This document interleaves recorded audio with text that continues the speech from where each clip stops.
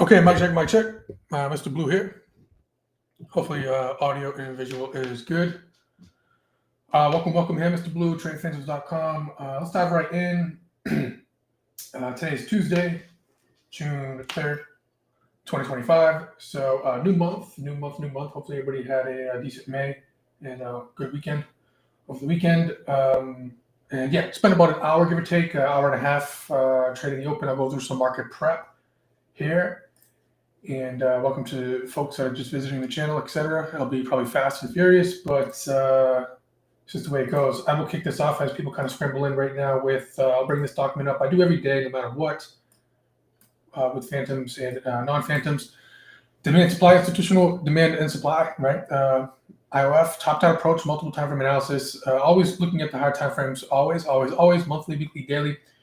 You see a couple of color codes here just to show you all the kind of the lay of the land. I designate monthly time frames. Anything that you see in the orange has to do with the monthly time frame. Yellow is going to be weekly, and then of course daily is going to be blue. All right, and we get candlestick formations. Great, bunch of anti-names, but I always talk about how location and execution are going to be most important of where these are located. Bearish candlesticks, a bunch of fancy names. Location being most important, of course, and liquidity map. This is super important here. And we talk about this in detail with due time. Take some time. I just usually park that over here to the left. And I usually reference this at some point throughout the day. And today, we do have JOLT's job data. Or I should say, JOLT job opening being Tuesday. So if I were to take you out to just really briefly to the just a simple forexfactory.com, today being Tuesday the 3rd, right? We have, there it is right there. It comes out at 10 a.m. Eastern Standard Time, right there, putting that front and center there, yeah? So that's important. Why? Well, it's a higher impact. It has to do with jobs, and jobs are something that is super important in regard to what the Federal Reserve is going to be doing or not doing over the course of the next couple of meetings, right? So, and also noteworthy is it's coming out at 10 a.m. Eastern Standard Time, so that's about 30 minutes after the market opens. So, that's within the wheelhouse of, opening market open where you get some more volatility. So that's going to add potentially some sauce, some flavor on whatever the markets are doing at that particular time.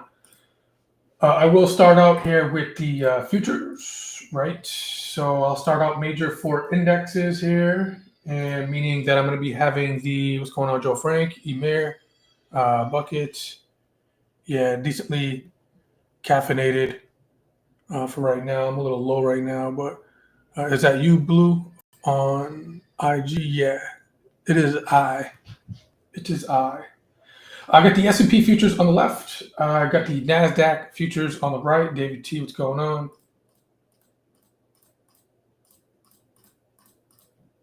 I'm going to talk to Mr. Black about you, not to be personal, but stay tuned, brother.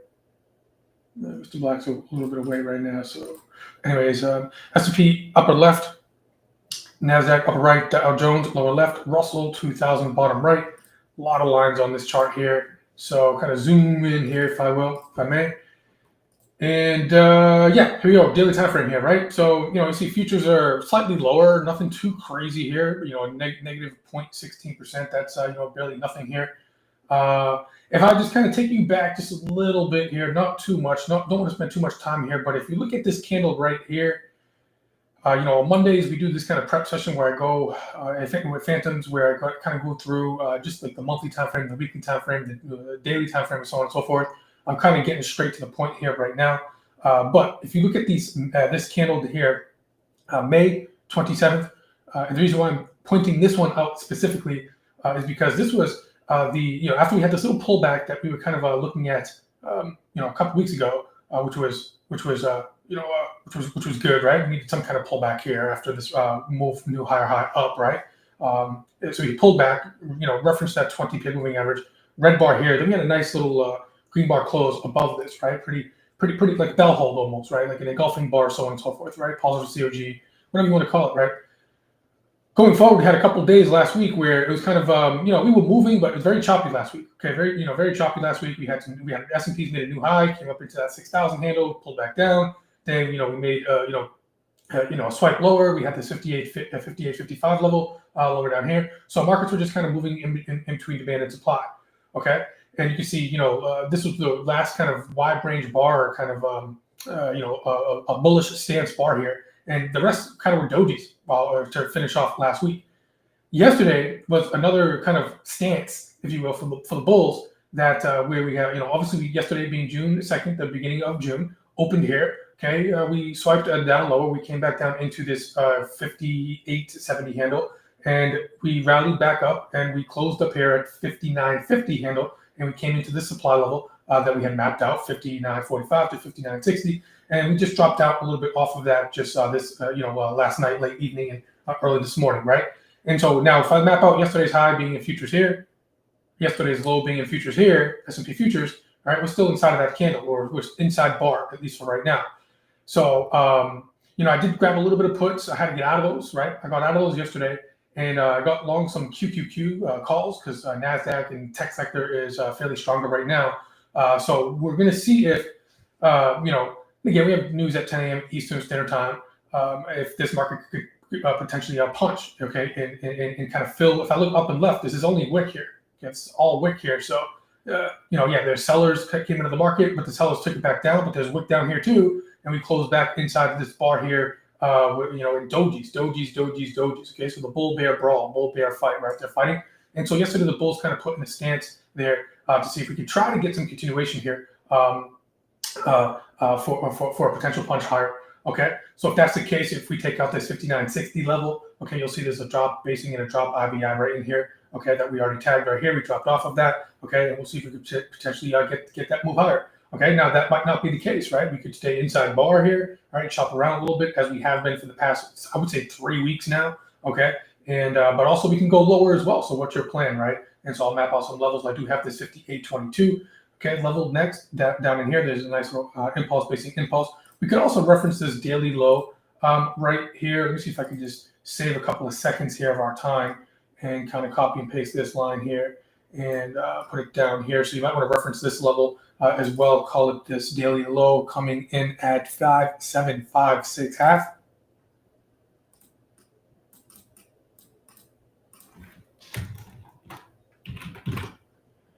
On S&P futures, yep, I'm going to cover gold. Gold has been easy to trade, man. I mean, I've been talking about bullish gold forever. And if you look at any past recordings, even on YouTube, you'll see kind of what I'm talking about there. We had inside multiple break, fakey breaky on multiple occasions here, and it popped up. I will get to gold, however, as well. All right, so we'll see. I'll drop down the 60-minute time frame in a moment just to map out our rollback straps. Switch over to the NASDAQ. Okay, for the record here, I am long NASDAQ. I can say almost virtually the same thing. Okay, here's that 527 May 27th bar. Okay, swiped up 2180 handle here. Okay, wick here. Bullish positive COG closed yesterday, right? Came up into the 21.560 that kind of like mapped out. That was already kind of getting violated a couple times, anyways. All right, pulled back, and we'll see if we get some continuation here. Now, these lines here, I'll keep them as a reference. I'm probably going to be deleting them in a moment when I get to the smaller time frames in a moment. All right, but I'll also reference this 20 PM moving average 21,050 into this 20,985 level. There's also a daily low in there as well, so I'll copy and paste this line.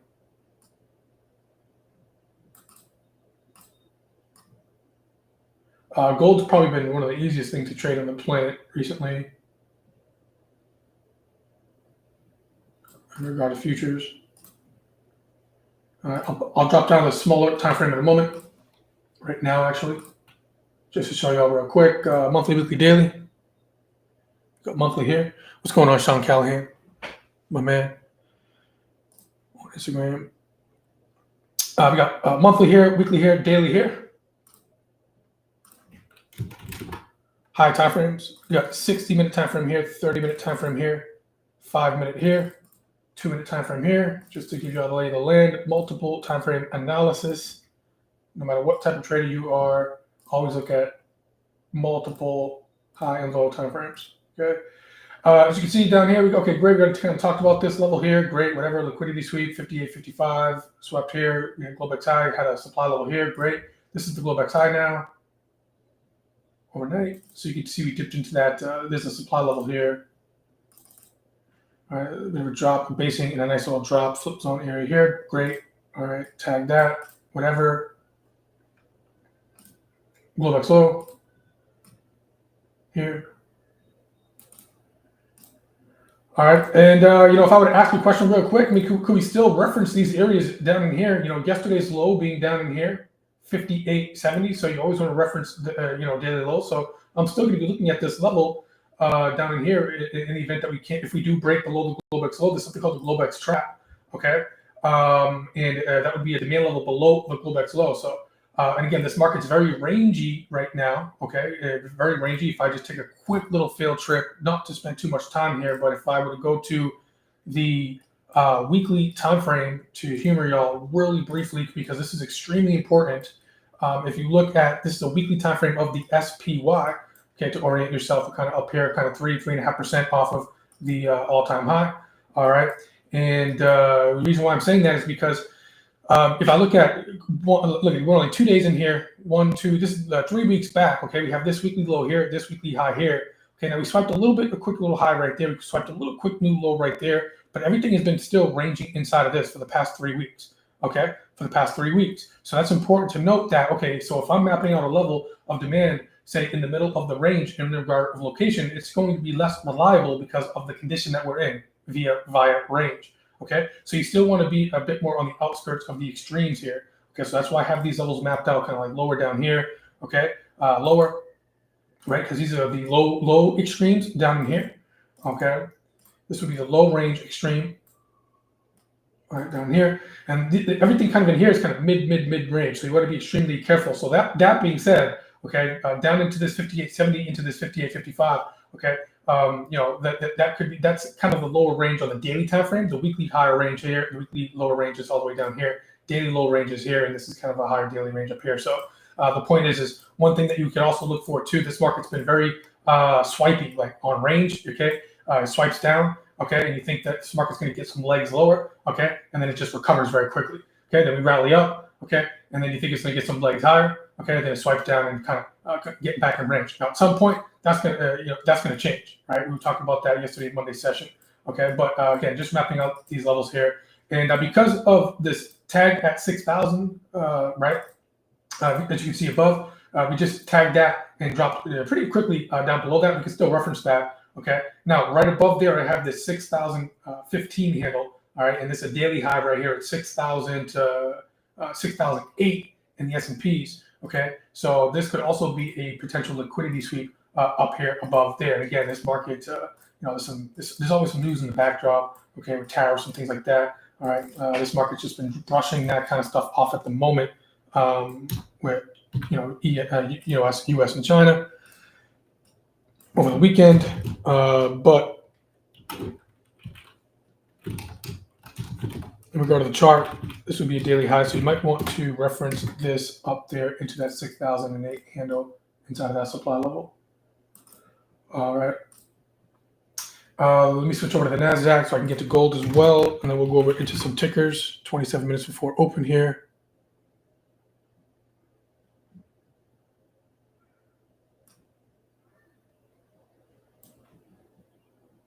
NASDAQ futures, 1 hour time frame.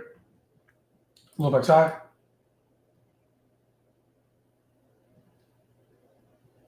Basically here, where they swept it. Okay. Right above that level, Globex low. Everything that I just said in the S&P could be said for the NASDAQ as well. All right, I'm going to clean a couple things up down here.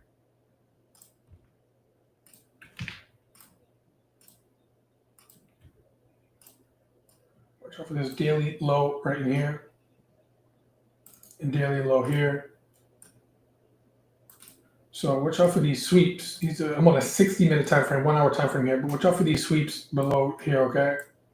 So 21,160. Now you may say, You think it's going to really get down there? Yeah, it could, right? We've been swiping, right? So, these markets have been, up here, right? Up here, and as we're trading up here, 21,800s. You don't think that we're going to get back down here to the 21,100s, right? 900 point move, and it got there, right? So again, the condition range.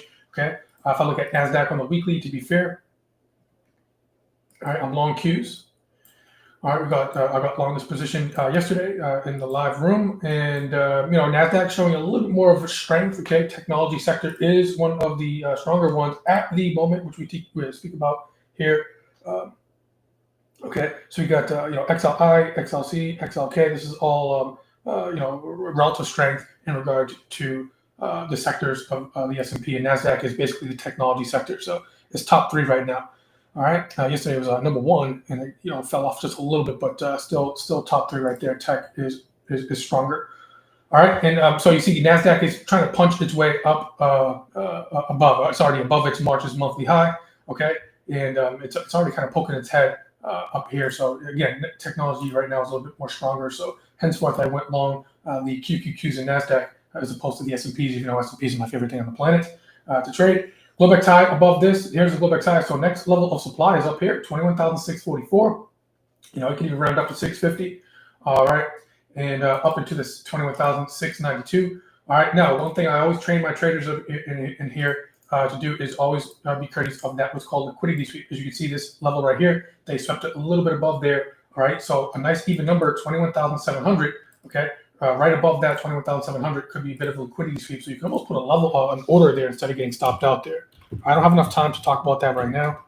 Liquidity sweep above supply, even number,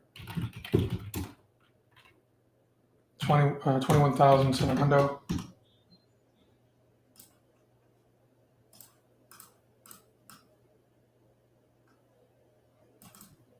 All right, and just to show y'all the formation, okay, drop, basing, and a drop right there, and you can see this little sneaky level right there that could be used for some sweeping. 21,730. There's a little sneaky supply level right there.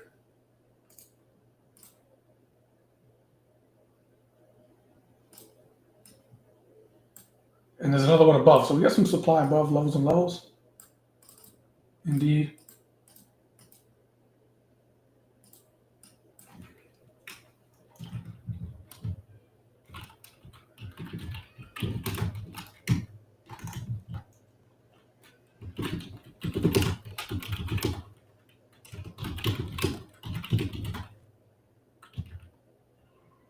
All right. So there it is there, okay?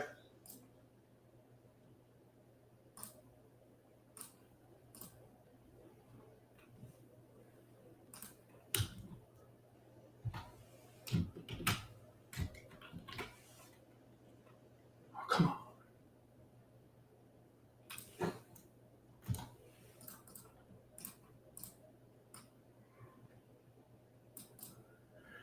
All right. Anybody who took those long Qs and we start to rally up here, we're going to start to TP some, right? Away from the mean, right? Away from the mean, we got VWAP here, right? So, trying to put in a bit of a bullish stance here, given off the overnight session. All right, so up here, make sure if we do make a new high on the Globex high here and we start to fill some of this space in here, okay, above price, definitely want to go on a TP, take profit campaign on those Qs, okay, at least take some profit there. All right, gold, I don't even know if that person is even still in the room, but I cover gold anyways. So yeah, gold monthly, I know it's kind of messy with all the lines here, weekly, daily. And we're talking a lot about this, right? In that, we have monthly, weekly, daily up. Okay, these are the segments: higher, high, higher, low. We have this basic impulse right here. We already tagged that once. Now, we get too exhausted up here, too extended. Okay, we got to pull back into this demand zone. We tried to make, we pulled back into this impulse there beautifully, right? Rallied back up, could not make a new high. And gold's a little bit more rangy now, right? So we came back down, But right below this level, we had what's called the liquidity sweep. So we had an inside bar fakey breaking that provided a nice little rally up here. Okay, and then we started to go into base here again. So if I kind of zoom in, okay, this is the what's called mother bar. Okay, on 523, we had a high and a low on daily. This was an inside bar. Okay, then something happened right here. Okay, we had an open. We swiped below the mother bar. Okay, and I'll even show you on the small time frames. We had what's called the liquidity sweep level. Okay, right below that 20-pair moving average as well. Closed right back in, another inside bar. Then we had a mother bar break up higher. Okay. Now, as you can see, if I look up and left, and so gold's, obviously more bullish, more lined up bullish, monthly, weekly, daily up. But the condition on gold, at least right now, is ranging, right? It's a little bit more rangy on the daily, in all fairness, right? But it needed to kind of calm down a little bit here. So, it's kind of just parking up here, right? Now, we do have this daily supply level right here that, of course, we have to respect, at least for a moment. It is also May's high, last month's high, as you can see highlighted on the chart there. Okay, so we've been taking some long, we've been bullish, right? Taking some targets here, Okay, now yesterday we had a nice little breakout day, right? From this mother bar here previously after the liquidity sweep right there. And I always just like to, just bring this up just really quickly. Harambe bar, yeah. So one of my favorite setups is going to be these what's called fakey breakies, because I know that retail traders are trapped. Okay, so if I highlight this fakey breaky and put that side by side, and I've been doing this for quite some time now. On said gold, we had one right there, okay, in the proper location, right? Inside bar, fakey breaky, back inside, rallied through. Then we had one right here as well. We had a couple of fakey, a couple of inside bars. There's the mother bar, inside, and then there goes that fakey breaky. That's a wick right there. Close it. Okay, so that's the setup right there, right? And we had the breakout higher. Okay, so that said, now we're coming up into some supply here. Okay.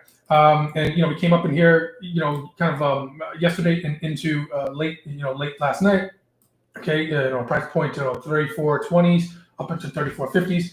Okay, but we're pulling back, which is good. Get the 20-pip moving average right here on the daily time frame. So I would suggest and recommend get some pullbacks long. Okay, even intraday, short-term time frames to pull back long to see if we can take out this May high and potentially make a new higher high from this daily level. Okay, you got the power of the monthly and the weekly and the daily behind you. Okay, last month's close was kind of a little bit of a doji because gold's been in the range a little bit. Okay, but inside month bar. 2 weeks ago, we had a positive COG on the weekly. Last week, we had an inside bar close. Okay, and we're already kind of almost like a 1, 2, 3 go here on the weeklies, which is great. And already just one day into the month of June, in this week, we're already punching above this last week's high. And there's a weekly mother bar to the left of it as well. So inside bar break. So momentum is can potentially continue to pick up higher.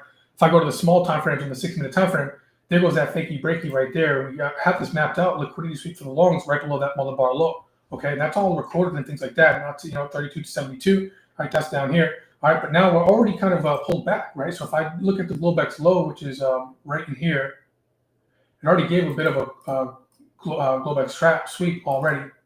I'm on a 60-minute time frame right now, okay? And this pulled back, impulse. This already pulled back into some demand. We were talking about this yesterday evening or yesterday in class in the live trade room. All right, we already pulled back into some demand. Now we can have another little demand level right in here as well. If I just copy and paste this here to save some time, you can look at this level here.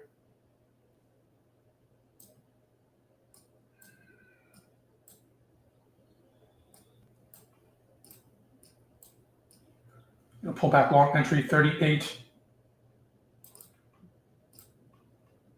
Just round the even numbers here real quick. 38.40 handle. All right, that could be a level of engagement here. There is an unfilled gap here as well.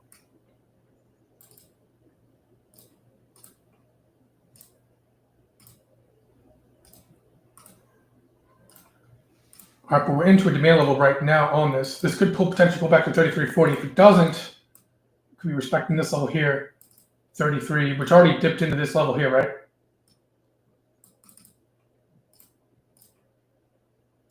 Another thing I'll add here, this is a 1 hour time frame of gold futures, by the way. Another thing I'll add here is, here's this white dash line right there is VWAP, okay, daily VWAP. This blue line right here is 20 EMA. This is the 50 EMA. So we dipped into a kind of buy zone with demand, which is a good location. On top of that as well, not the greatest kind of hammer bar or bottoming tail here. It would be better if we kind of closed more green and back above VWAP. But buyers are trying to take this here, bounce off of this in a decent location on the pullback. Okay, right. So we had a massive day yesterday, breakout day, nice little pullback here. I'm sure if you pull a fib from yesterday's low to this high right here, this is probably like a, I don't know. It looks like it might be just like a 38% retracement, give or take. Okay, I can just see that because I just, been doing this for so long. Okay, so there's some confluence over here into this area. Okay, and it'd be better if gold futures breaks this VWAP here. Okay, yeah, we have a couple like levels right here or whatever. Okay, this is a small time frame pullback here. Again, you get the monthly daily power up. Okay, so it could potentially catapult gold higher. Okay, but don't get me wrong here. Okay, we could potentially come lower. Okay, and pick up more buyers, and this would probably be like the 68 fib retracement, or give or take, right? Down here as well, which would still be okay. Okay, just from yesterday's low to yesterday's high. All right, I got to move on. For that, from this, let's see. I'm going to go over to mic check. Can y'all hear me? Hopefully, y'all can.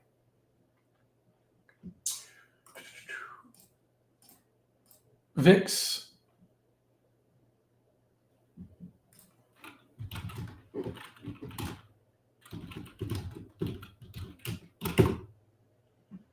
Can you hear?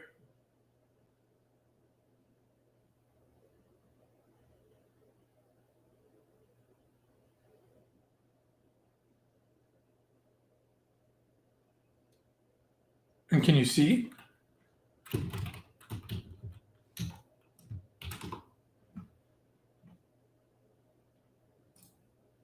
Okay.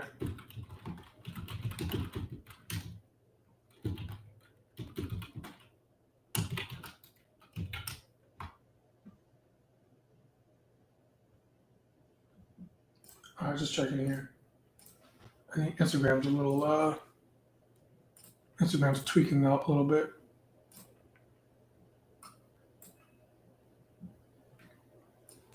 Nailed it, Joe Frank, just with my eyes. Thank you for the validation and the confirmation there. All right, VIX, super important. A lot more to this, but VIX down, market up, VIX up, market down. Opposite correlation. You can see VIX had a nice little drop yesterday. We're printing a 18.5 VIX. So again, that's a bit more bullish for the market. Again, we could go a little more lower. All right, if VIX comes down, the market can grind up, continuing, right?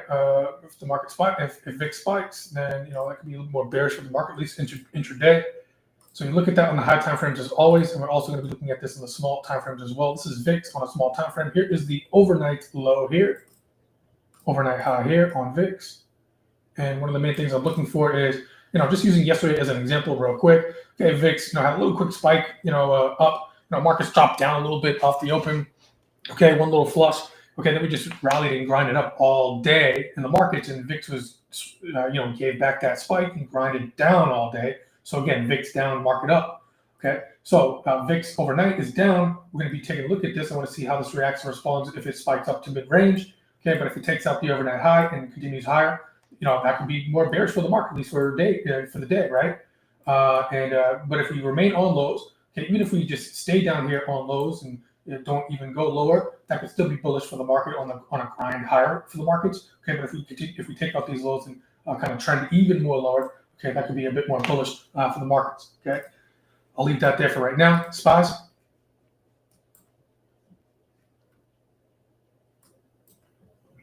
I got weekly here on the left, daily on the right.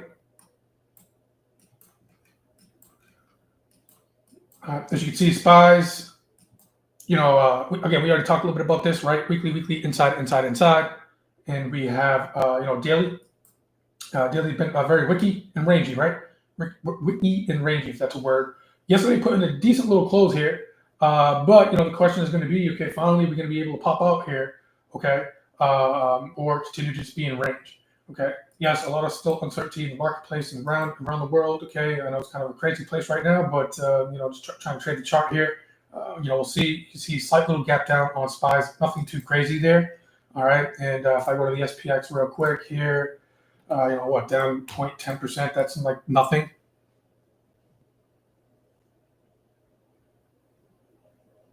It seems like the stream might be a little weird here because the audience is a little bit more low here today. I don't know.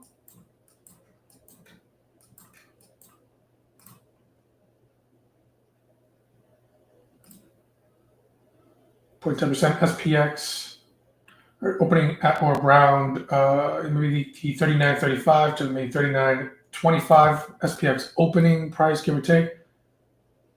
And this is what they call options depth here. A lot of green gamma nodes here. 39.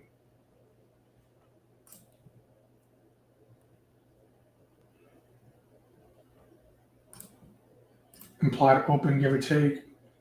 30 to maybe like 25 handle, give or take.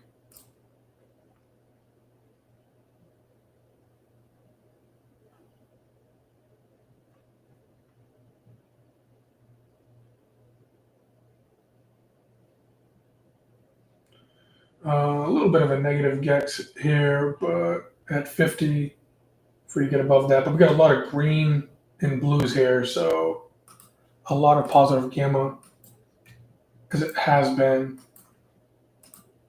for quite some time now. That's a harder thing to explain there. Qs.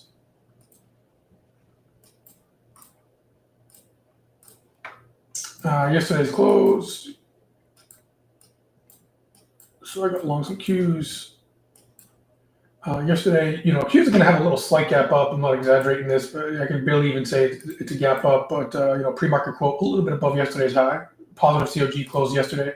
So that's the candle that I was looking at with this wick above all these VWAPs. So to kick off the month of June, yesterday being Monday, June 2nd, see if we could try to get some fall through here, potentially at some point, either this morning or today. So for the folks that potentially was in the session yesterday and they took this trade, okay, if we can get up above last week's high and May high, okay, which was just Friday, right, last month, okay, we can go on take profit, right, take some profit, TP. Okay, up into these areas here. All right, we did Friday's expiration, yesterday being Monday. So we get some time on that. So we'll see if we can get a pump up here on that. Is GLD. The diagonal kind of went over already on gold futures. All right, what I'm looking for, we already kind of inside bar, mother bar break. We're pulling back down. You can see, again, futures have that demand level, right? So this is GLD, a lot of gaps here. So that's why I always reference futures, right, on GLD. Be sure to reference futures.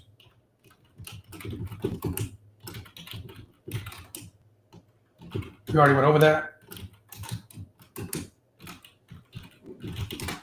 All right, so yes, we're gapping down on this, but we have some demand levels below, okay, on gold futures, which we already spoke about, okay?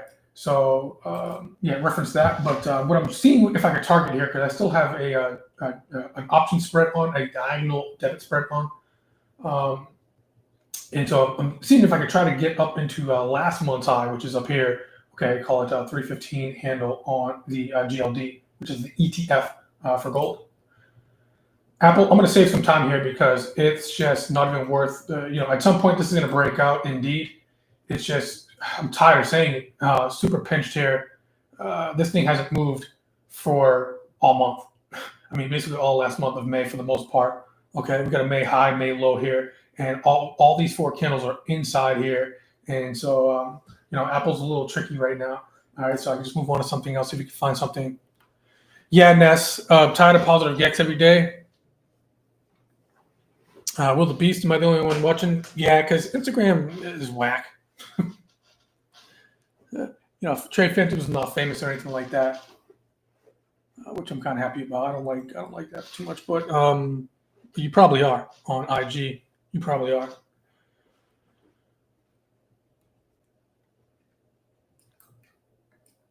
But YouTube might be a little bit better. I think it's smaller on the screen on IG, but I think YouTube, I think it's a little more better to watch. So most people are probably going over into YouTube. I'm streaming multiple platforms there. We got Amazon. Amazon, definitely have my eye on it, or had my eye on it. Wanted to see another a better weekly close yesterday. I'm sorry, yep, last week I should say, but couldn't really get it. I wanted to see the screen bar close above last week's high. Couldn't really get it, but these two bars here, nice little hammer bars, and Amazon is gapping up above yesterday's high. So this might get some juice here to potentially pop out. Okay, so Amazon on the list for some bullishness in the event that we do eventually kind of break out. It's a little bit better lined up than Apple. And the only reason why I'm comparing Apple and Amazon is because they're very similar in the fact that their location and their high time frames are being a little bit more pinched. Okay, AVGO. I would not be surprised if AVGO Broadcom here makes all-time high today. So, a couple people are trying to short this, and I'm like, be careful with this. Broadcom relative strength. We're a couple of points away from all-time high. Okay, all-time high in AVGO being about the 250, 251 handle. 252. Okay, so we're moving up. We're gapping up on this. Okay, and again, exit distribution. I would not be surprised if AVGO makes a new all-time high today. So if I want that. I wouldn't want to buy the all-time high, but you see we're gapping up here. There's some space here. There might be 2-3 points here that you could potentially grab and snag and be part of the all-time high. And you can exit and sell to take some profit up here to realize some gains on exit distribution. Okay, because I'll tell you right now, obviously I own AVGO in my long-term portfolio. Anything above an equal to or new higher high, we could just exit a little bit. Exit distribution just to realize some gain. That's one of the things that I was talking about on AVGO. Okay, doing that in meta, like over here on those new highs. Okay, TPs from the long-term portfolio. So you don't want to be, it's hard to buy new all-time highs. Okay, but because you're going to be facing some exit distribution.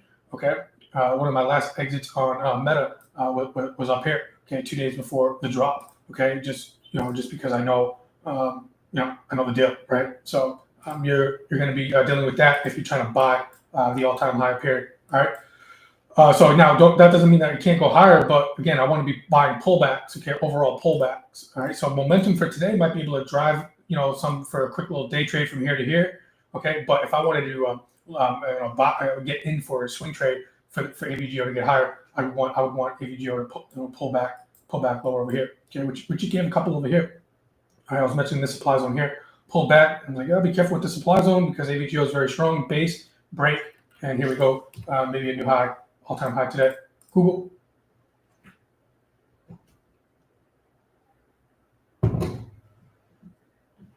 Here, trading Tesla for about a year. How do you feel about Tesla?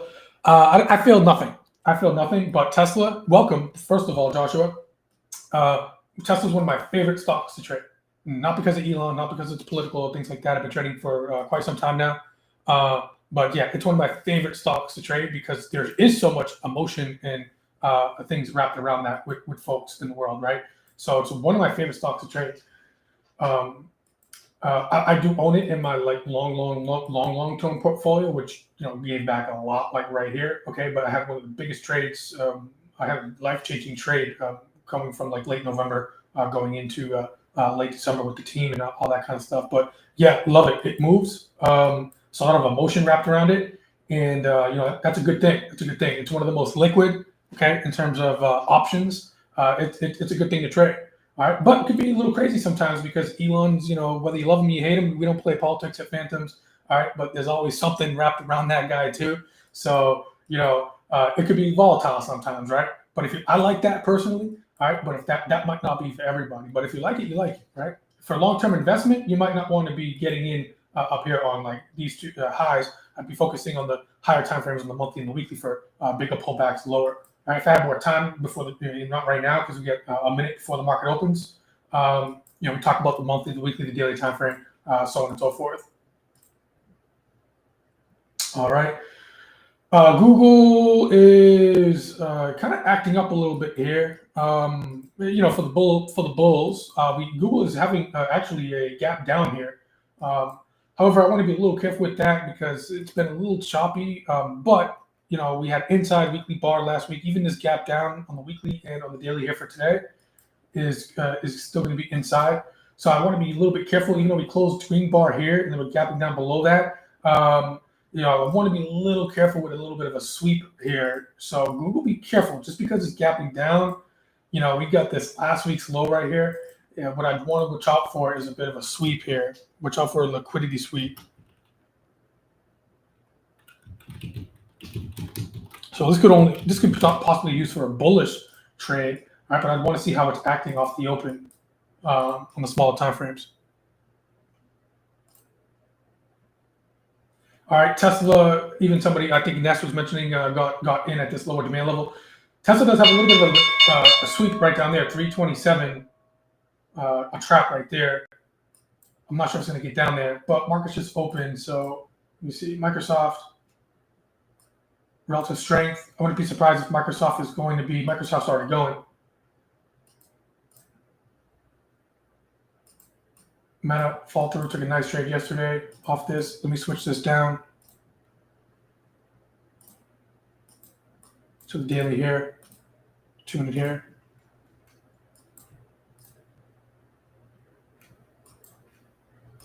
Microsoft, couple of points away from all-time high, 468s. Wide range bar off the open.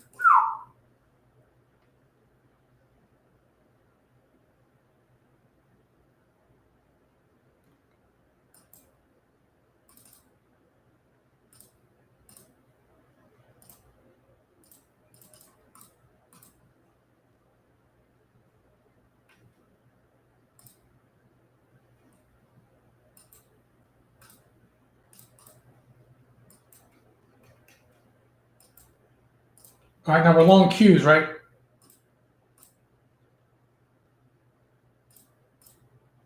All right, these I'm still get filled. Anybody who took some Qs, you could, from yesterday's session, could you take some profit? I'm going to take a little off here. I added to this trade yesterday like 3 times. So I got some decent size on this.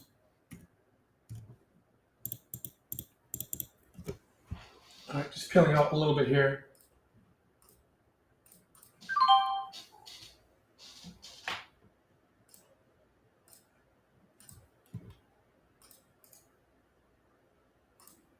All right.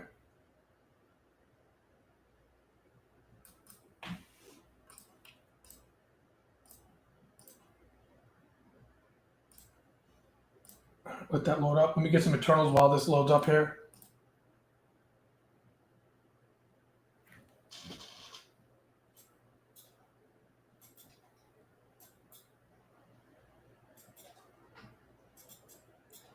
Now it's only 2 minutes before 2 minutes open here. Wide range bar off some of the mega cap tech, other than Google and Meta, not so much.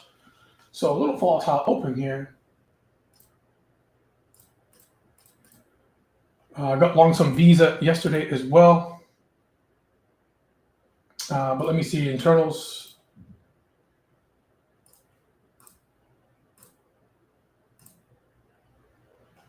Advanced declines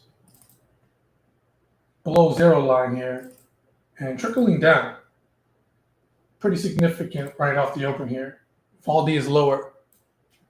All right, so just be careful with that bullishness at the moment. Be a little cautious on it. That's what I'm seeing right now.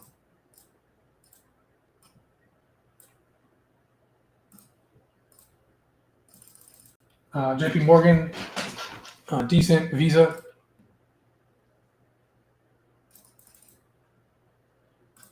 All right, already long Visa.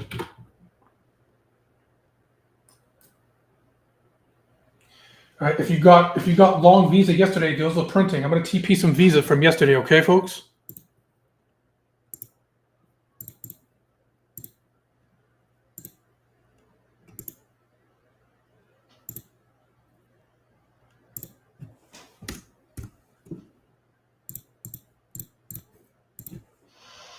All right.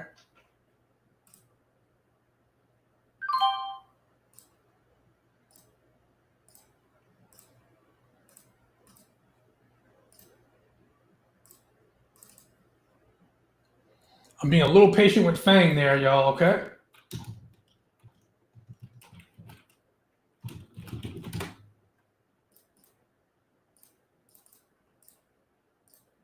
All right, so we got long this yesterday, long call on Visa.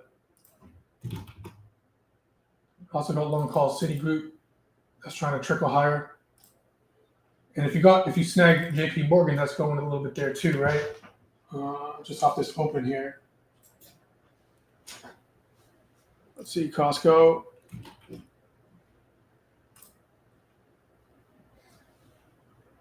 So I told y'all that yesterday in the prep session that the bank sector financials were a bit, along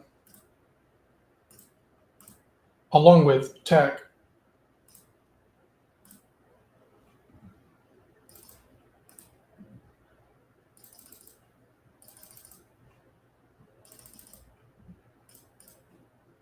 Was a bit more stronger. This Costco. Costco's looking decent. Got some fall through. Anybody take the swing off this too? We are coming up into a weekly high. I'm going to be a little cautious on that, but we try to work on this thing.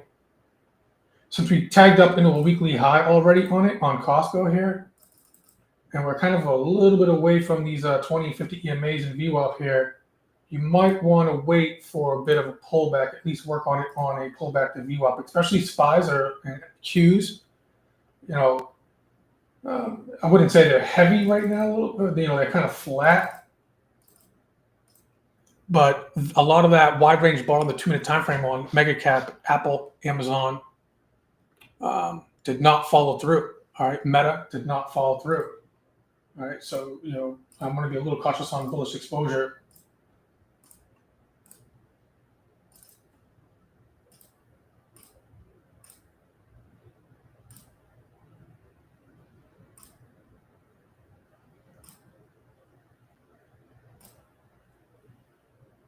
All right, Netflix all-time high. That's why I always tell people don't short these kind of stocks here. That stop doing that to your life. New high. All right, same thing. Work on that on pullbacks.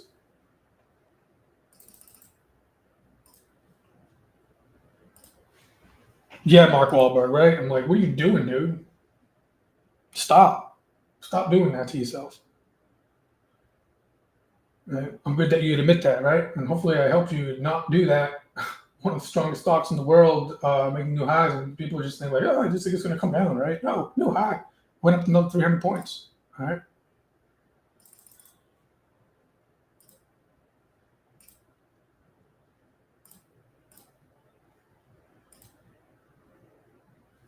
All right, Broadcom's one of the only few that's kind of holding bids here.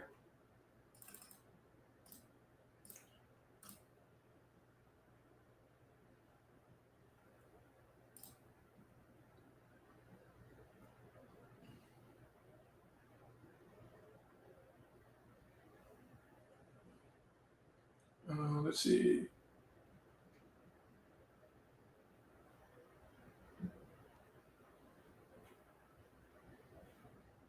We have a little bit of a pot. We're on a little bit of a trough, but 5930 is a little bit of a positive gamma. 5930 SPX.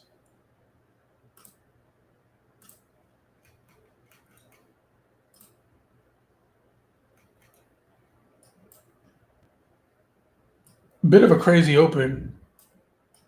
Yeah, news at 10. Sean Callahan reminding us, very important there. So if you were in yesterday's session, the trades that we took yesterday are going pretty decent.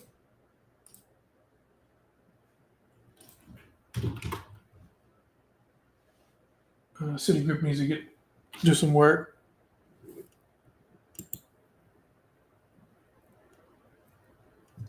All right, but let's just continue here.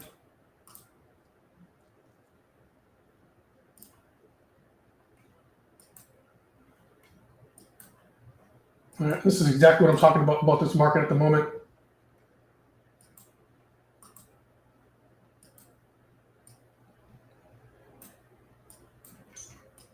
It's still early, but if this was a raging bull market at the moment, off of yesterday's close, that would typically pump. All right, so we get some heaviness right now. Track the VIX.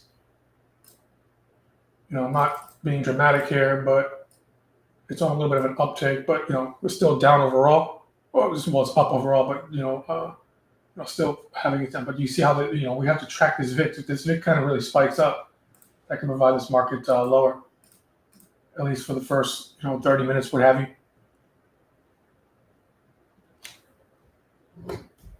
Oh yeah, I didn't even get to AMD today.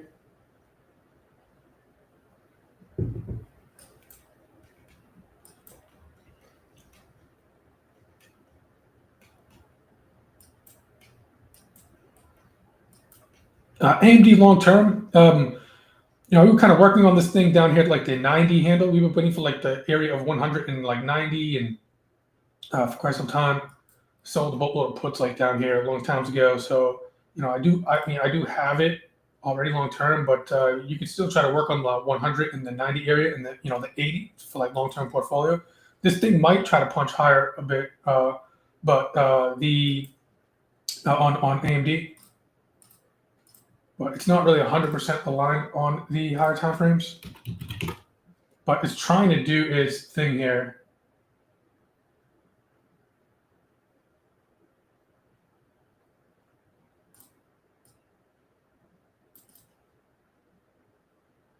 But for long-term portfolios where you want to like hold it for years and years and years, I'm not sure if we're going to be able to test these April lows like a lot of other tickers. But if we could easily get a pullback down into this area, maybe like 100, 90, 95, 85, give or take, just on these monthlies.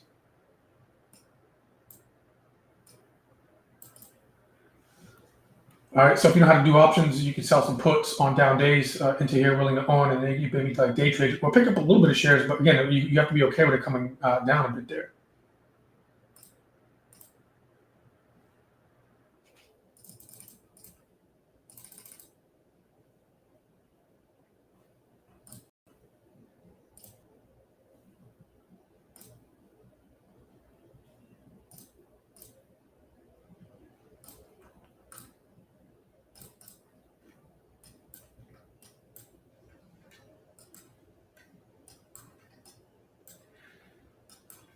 So it's trying to do some good things here.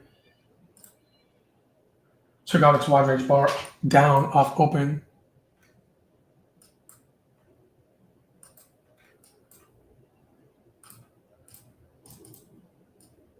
SPYs do have,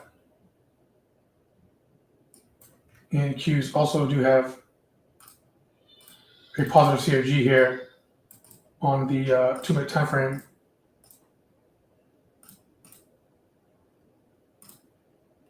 All right, Avgo, positive CRG, long call Broadcom, and you can maybe pick up some SPYs here. We have news in 18 minutes, but we got some time.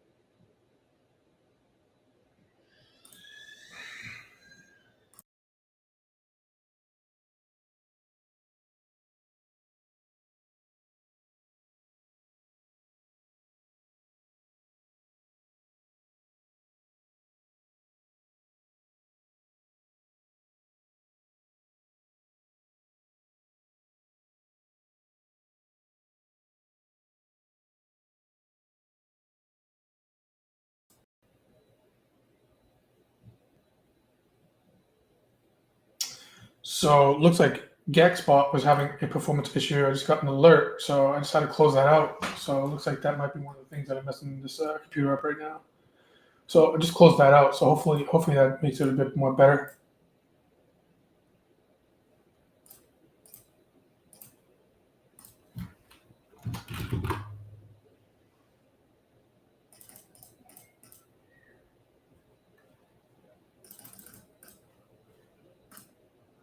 All right, so what I was about to do there was fix into some long, we can maybe pick up a low delta here, 39 delta, 595. I'm sorry, 594 strike for 95 cents on SPYs. Yeah, just check VIX.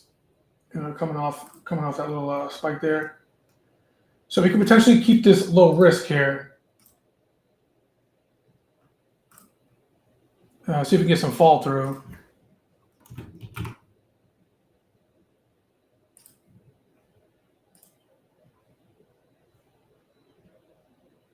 All right, so this is the call premium for the 594 strike.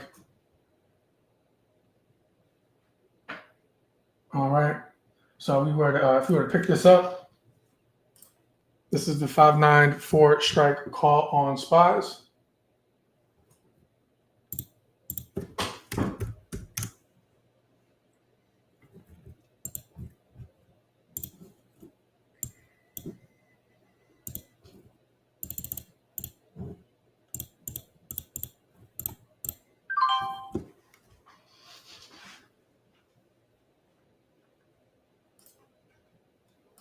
Yeah, it's not the greatest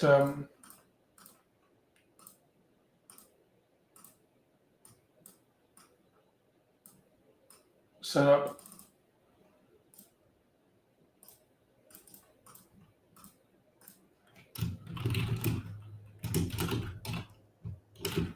As Fang is kind of all over the place. Tesla.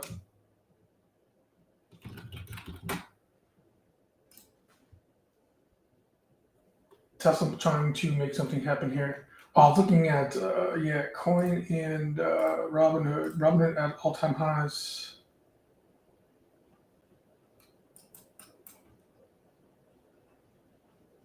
Coin's interesting here.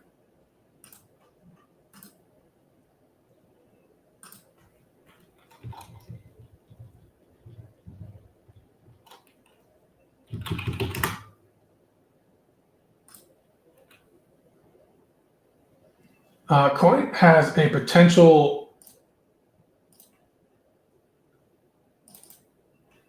setup even for a swing. If we can get a positive COG close above the red bar, rising 20-period moving average above the weekly, monthly, weekly, daily alignment here, even for a swing trade, if we can get a positive COG green bar, take out these this red doji bar off 20-period moving average, it could be a decent little swing long here.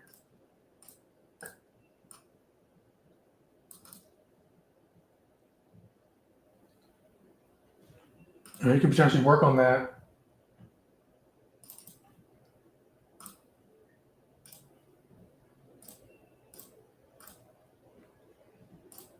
You can see the 60-minute down as well. So if this snaps, you have some alignment there. Even for the day trade, it's going. So Tesla's a little hard to trust. Here's why. Just the location where it's at. AVGO looking good. Like if I'm going to get long a mega cap, the AVGO NVIDIA even following through here.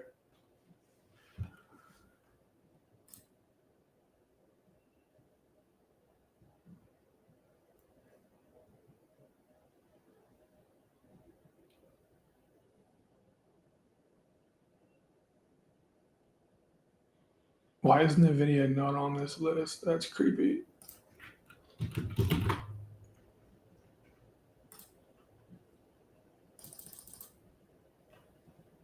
But I'd be TPing right now, so I don't want to chase. NVIDIA gave a nice little positive COG here. And I already kind of fall through just a little bit.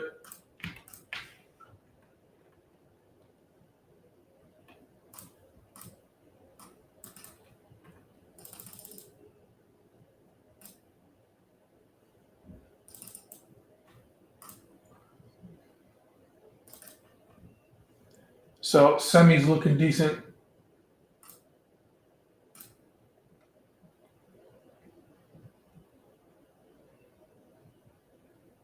And Broadcom indeed make a new all-time high.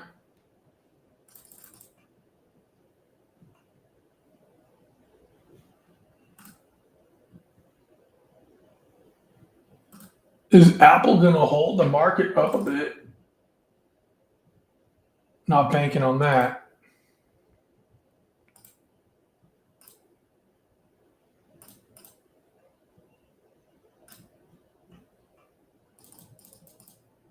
Amazon tough.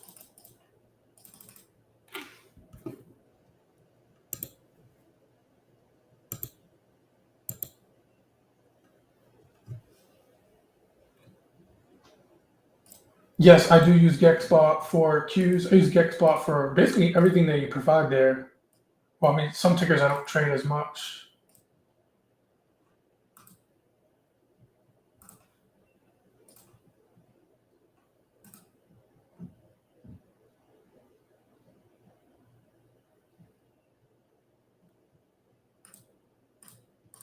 No, this is an old trade on SPY. I did like a YOLO that I think it expires. Yeah, it expires today. This is like I think I bought this for he's like it's something stupid like 60 cents. This is a little bit of a loss here.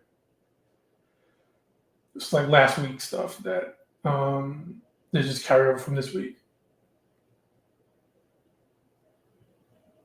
So it's gonna be zero there.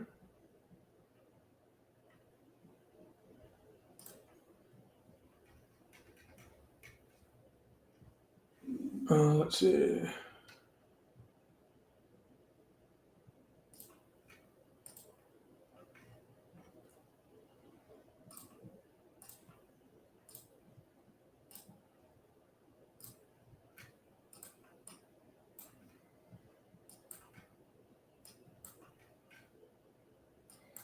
No, Tesla trying to make an island gap. An island gap would be if we had close here and then we had, let's say, no, it's not making an island gap.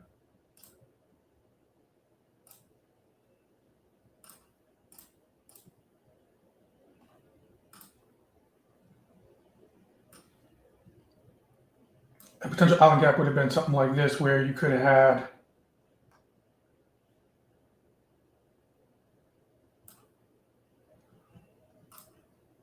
move down, move down, move down, and then like, if this candle didn't look like this, remove that candle, and then maybe had a small. But let me put that candle body like this, where so I'll put that candle, but like a bit more lower. We had a gap. We didn't fill the gap yesterday because we filled the gap yesterday, right? Right. So we see how we closed here, we gap down here, swipe lower, then we came up, we filled that gap. But in a parallel universe, if we didn't, and there was still space, right? There was still space and water in between here that didn't fill that gap, right? And this candle didn't exist yet. And then if we gapped up today, above that, okay, that would have left an island gap below. All right.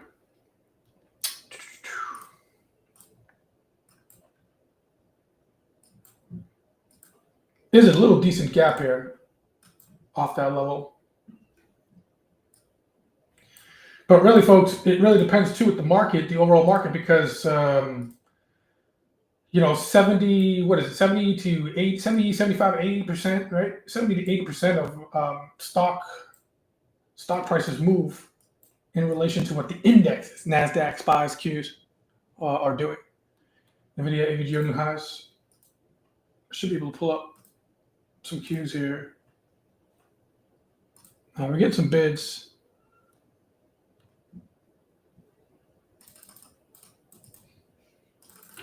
Anybody snag AVGO?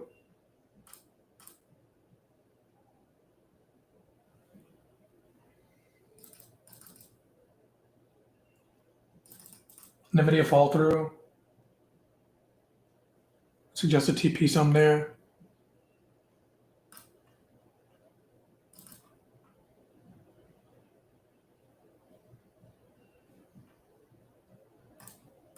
I'm sure AMD is probably falling through as well. Fixing to make a new high.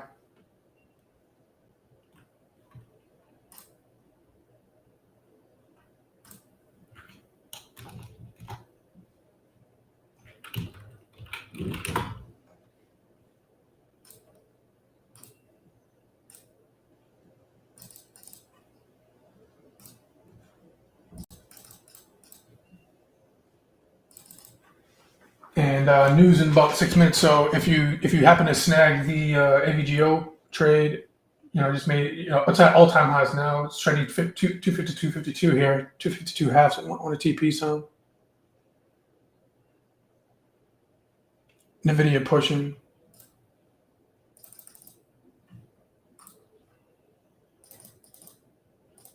That was an easy trade that I missed there.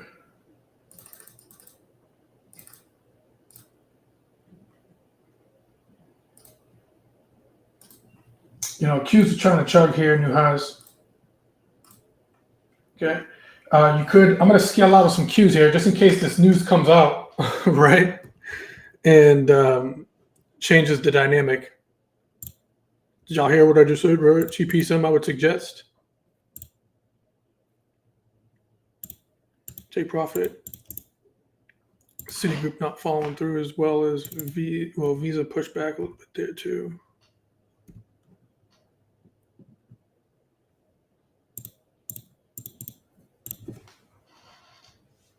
All right, so I'm TPing some here on the QQQ trade that we got in yesterday.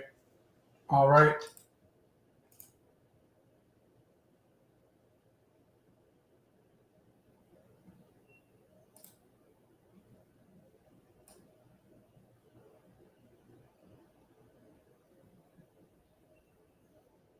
All right, just liquidating some there on Qs.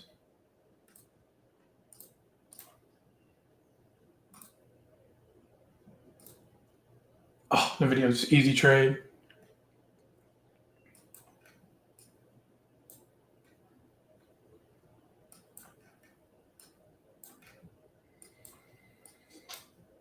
Yeah, small little move from yesterday.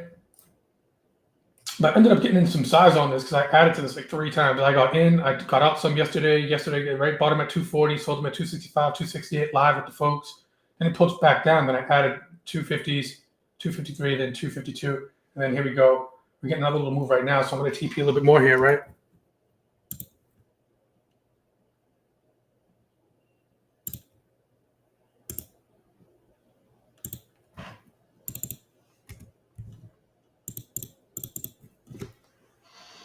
If this news comes out, and I engaged some spies here today too now, right? So if this news comes out and just whatever happens, right? Anything could happen, right? I'm not looking at data and like, oh, I'm not trying to guess the news. I'm not right. So, but what if this thing could just, Qs could just take a clip down by a couple points, and then be pissed that you didn't at least liquidate some, right? So these blues are like long calls. Unfortunately, like the folks that are on YouTube right now, you're not a Phantom member. So I mean, if you're not here, then right. So we talked about this yesterday. We got in live, right? So whatever, there it is. So again, just reducing some exposure. Pre-news. I'm not all up. You kidding me? I added to this 3 times yesterday. So we're getting a bit of a move here, right? On Qs.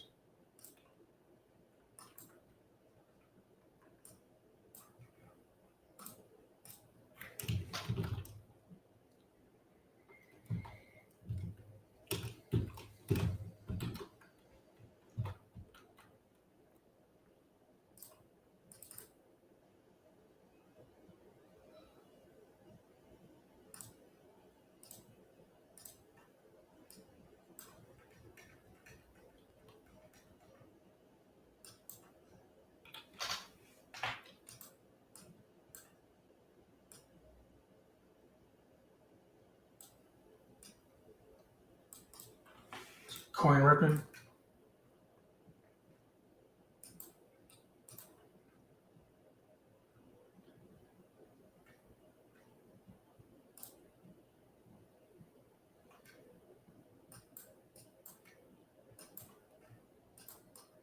Just doing this thing.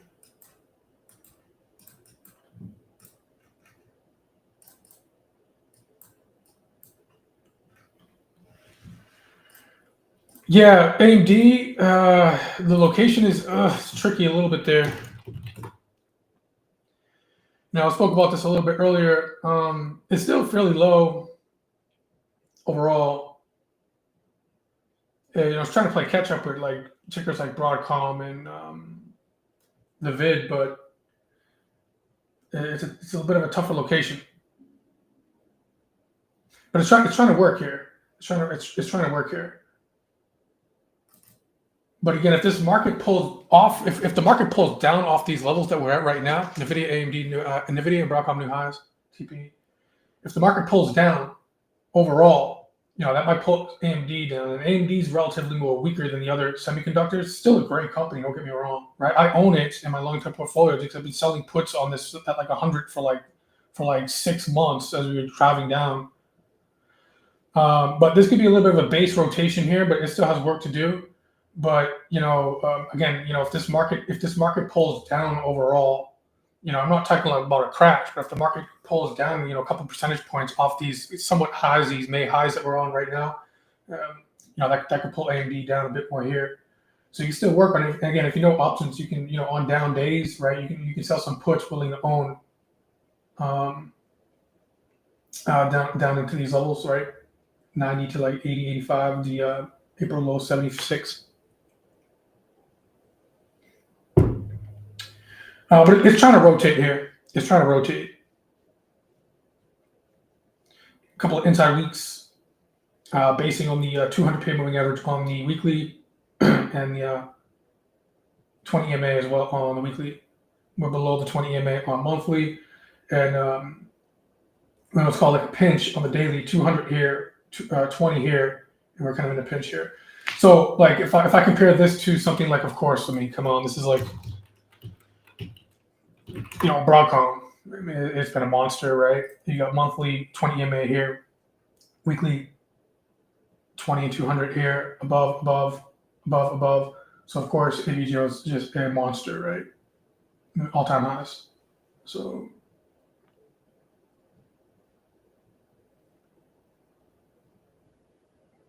Tesla new high. All right, Tesla's trying to push.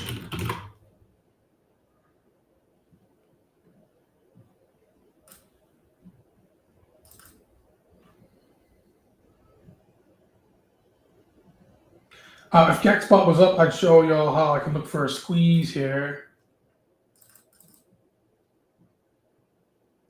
Tesla just gave a positive COG here.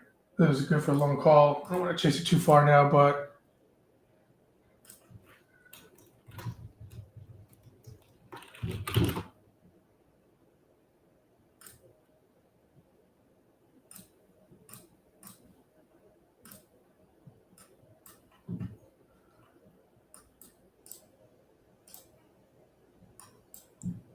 it's getting away a little bit.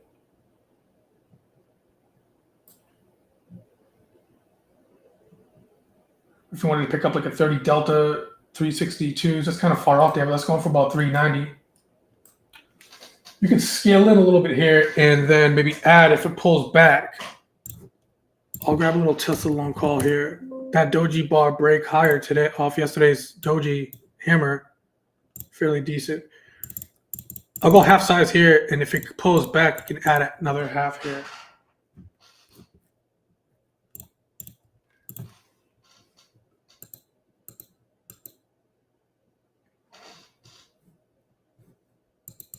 Yeah, it's even decent for a swing.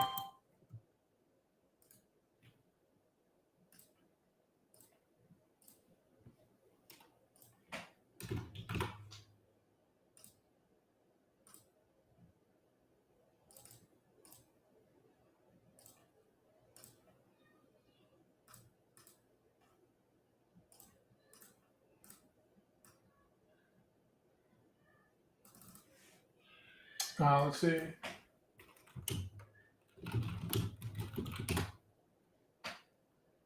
Man, the video was easy on that one. Like I said, this could pull back here. So VWAP on this. This is the 362 half call premium chart. Rebalance would be kind of the 320 to 310 handle. All right, SPYs are choppy.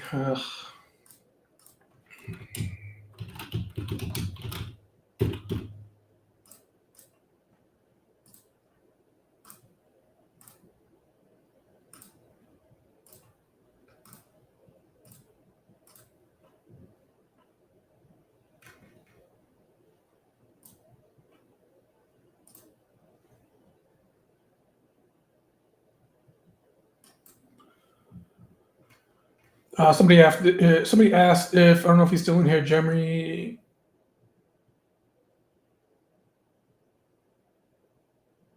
If we teach from the beginning, yeah, Phantoms does. I don't, because I blow my brains out. Well, I have to be careful saying that on that's a joke, but the algorithm doesn't know the context. But but yes, Mr. Black will take you through the basics first.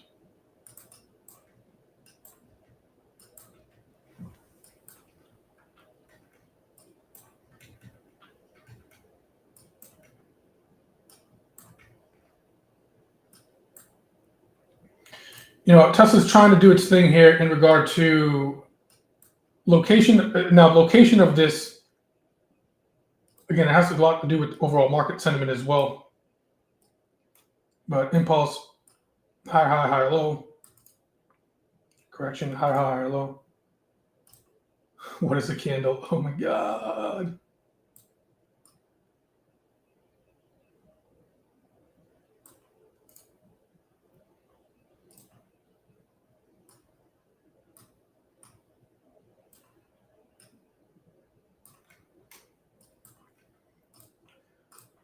So this is the pullback sequence. Came in level of control, good, right? And we're just in the middle of that, right? So, we'll see.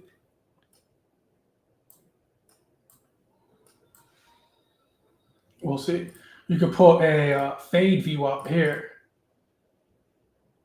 This is the last high here, last week's high, May high, right into a weekly high, a couple of pennies above there.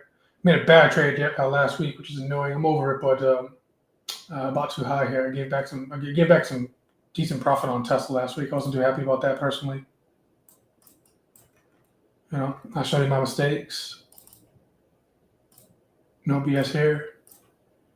And this correctional wave, that's the last week's high and May's high, last month's high as well. That's a fade. So we want to see this get reclaimed and conquered. This is also last week's view up as well. So you kind of want to see some closes above here.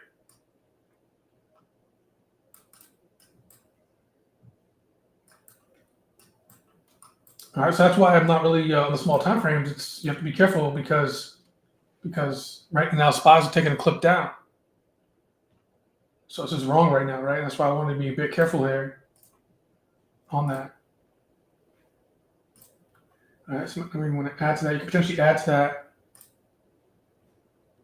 Let's take a peek at some internals here to help us.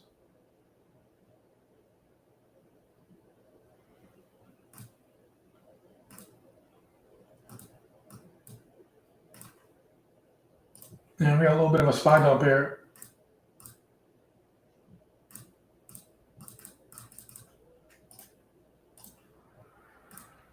So I'm gonna have to cut these. That's exactly why I was taking some profit on Qs, etc. Just gonna cut these cut the SPY calls.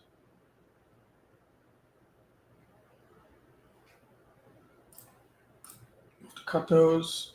I'm going to add to Tesla. That's why I only did half size there. Choppy open. No, Jose, I got out of those yesterday in live. I put that on the Excel and all that kind of stuff.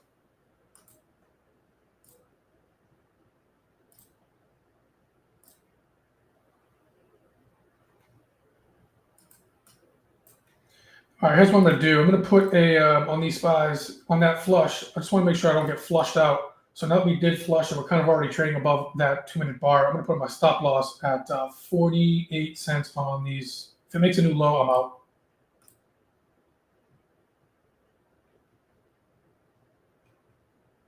All right, I just don't want to get flushed.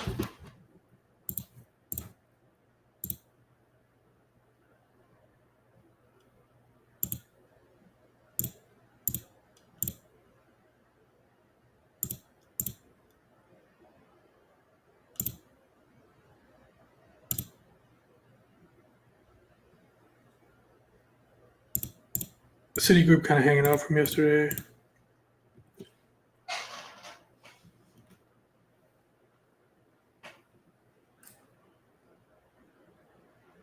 So what do you know? Spies are choppy. It's NVIDIA and Broadcom's world today.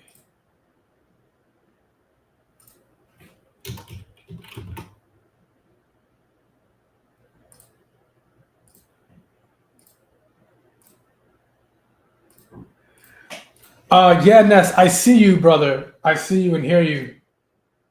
Damn, man, Tesla. I can't get a good trade on Tesla in a little while now.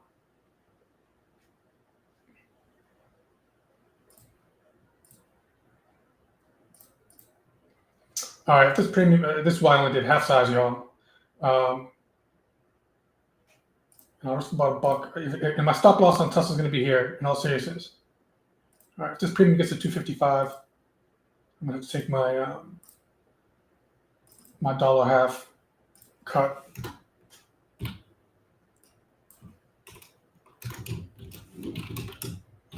So you're gonna be careful in this market over the past 3 weeks, man. It's been very flushy and wicky and things like that. So you can't really overreact on certain things. All right, I'm not adding here for the day trade, at least personally.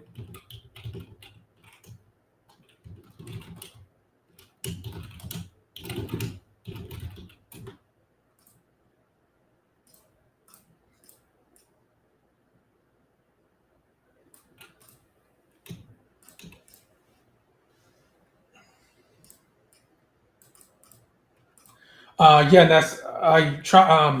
What was I gonna say?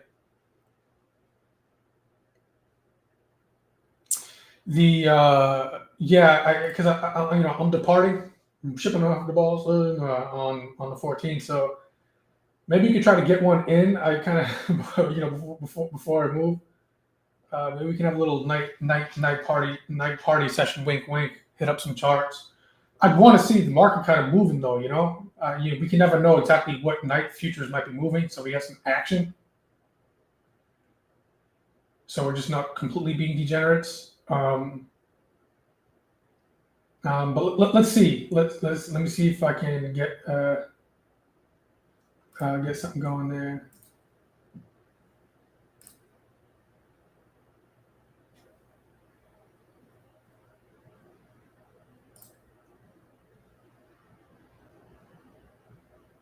All right, I'm trying to go. Somebody had mentioned like a drop IBI level. We have this IBI right above. Here's current price up and left. We have this IBI right here. So I'd like to see get up here. All right, I'll take some more profit on my Q long calls. Let's look at those SPY calls. We're right back above VWAP.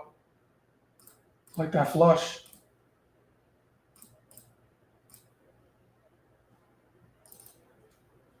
VIX on lows. Yeah, if you added there, great. It's going decent.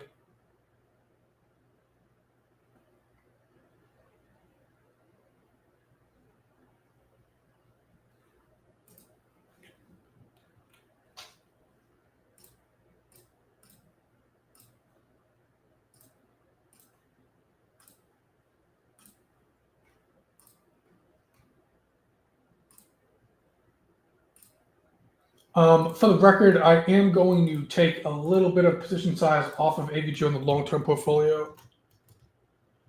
And I even manage my grandmother's portfolio. And I remember pre-split, this thing was trading like $1,000. I wish I had a lot more shares in this, but Mr. Blue, I am going to tail out.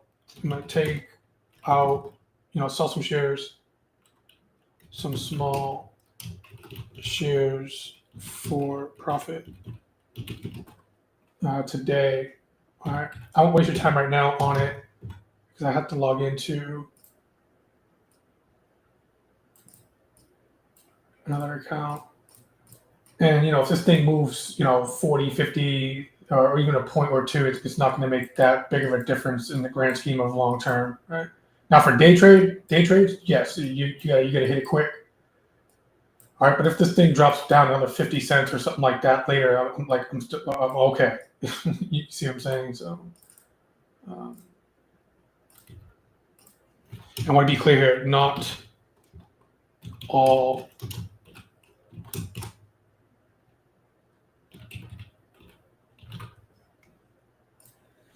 and also for the record, I should be even way more shares on this at these levels down in here.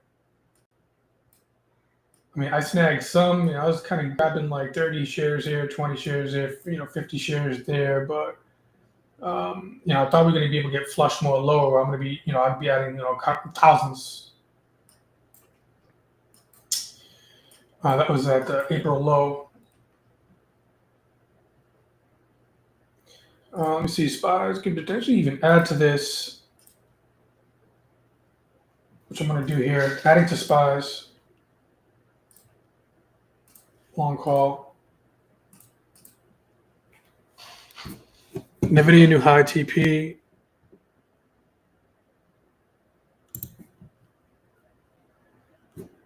Here's the SPY trade.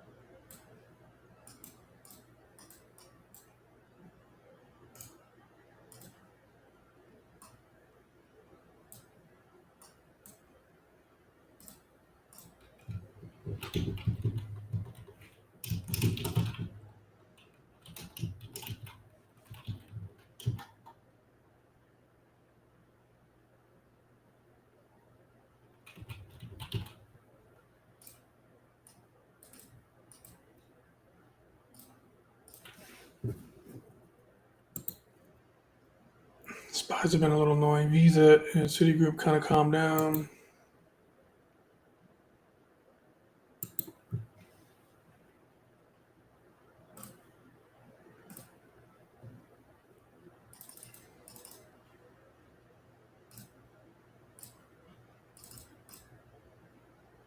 Let's see.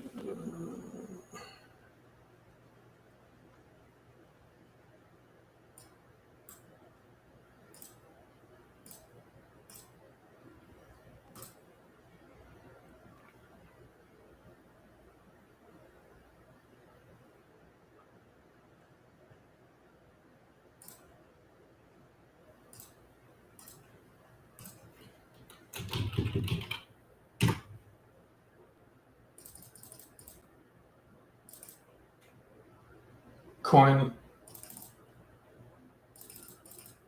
pumping.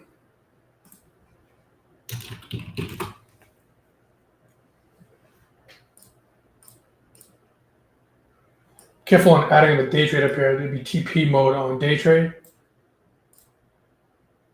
But looks like I might be working on this for a swing because it looks like we're putting in a bar right here for that positive CRG and the weeklies there. Oh, daily. Like July.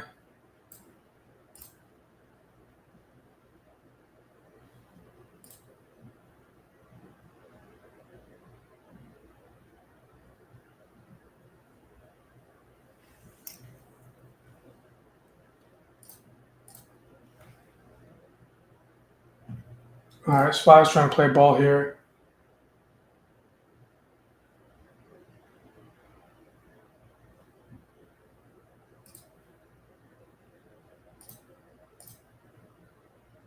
So you potentially put some limit orders up here.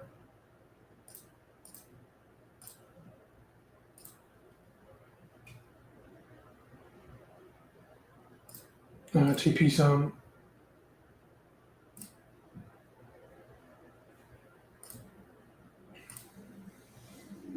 See Q's going here. Let's see. I'll hit some Q's here. TP. Hey, Citigroup went into profit.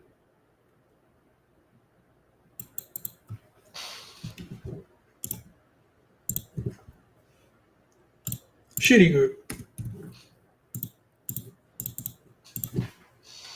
TP some spies. No, I mean Qs.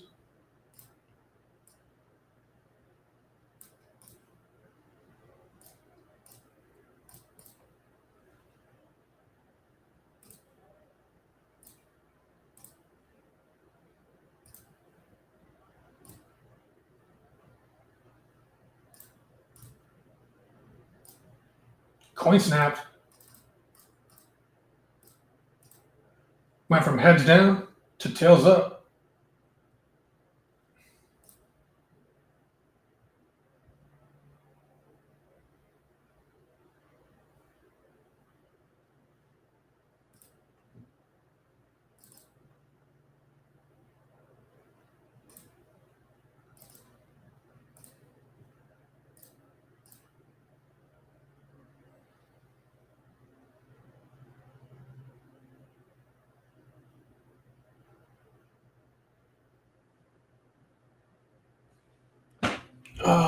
Spies are annoying.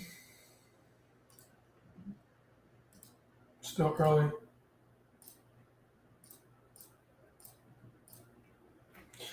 News came out. I didn't really check it. I really don't care. Just had to react and respond to the charts, anyways. And I'll throw on Bloomberg later. Read a couple things on how that is, whatever the news, however it came out, how it's going to potentially affect things. Cumulative chart is up for what it's worth here. Advanced declines up above the zero mark, up ticking. So this is good. So it's not just actually, I'd say that the other stocks, other than Broadcom and NVIDIA, maybe a little Tesla, the other stocks are holding up this market versus mega cap. Which is odd too, because we got QQQs. Qs are a bit more stronger than S&Ps. So kind of odd, kind of weird day. Like every man for themselves here today.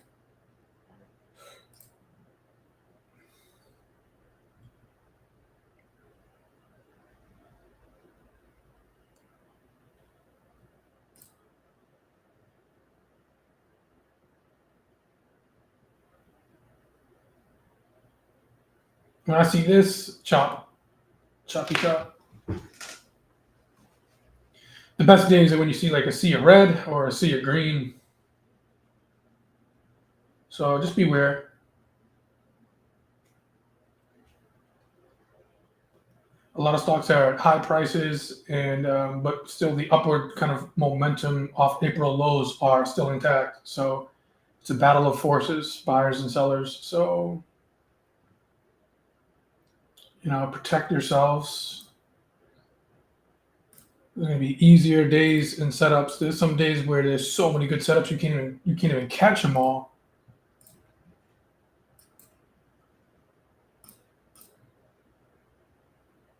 Mark Wahlberg. Probably coined that TP. Yeah, you called that probably. Good job, man. It's a good one there. One of the best, actually, today on the dock. And I don't even think Bitcoin's having a day today. It's not. It's been kind of flat.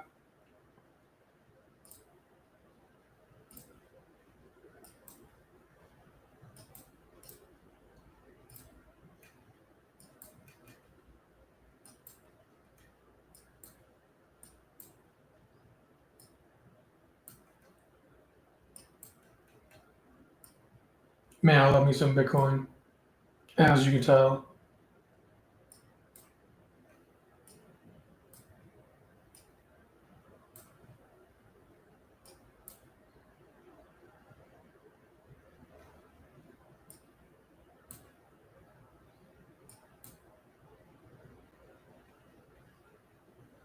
Remember when people used to think Bitcoin was high, like 1,000?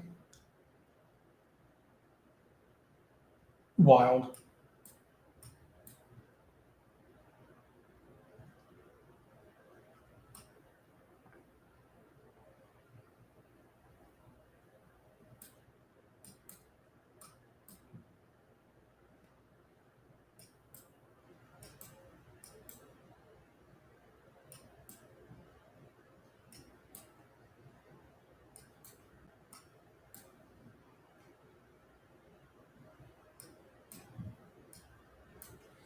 This is all old work back in 2022, 2023. On top of it, swing legs. Famous date, 1/24/2024, BlackRock ETF issued IPO. See ya. See ya. Bitcoin's going to go to zero. Not with BlackRock behind it. See ya. Probably one of the easiest trades on planet Earth right there.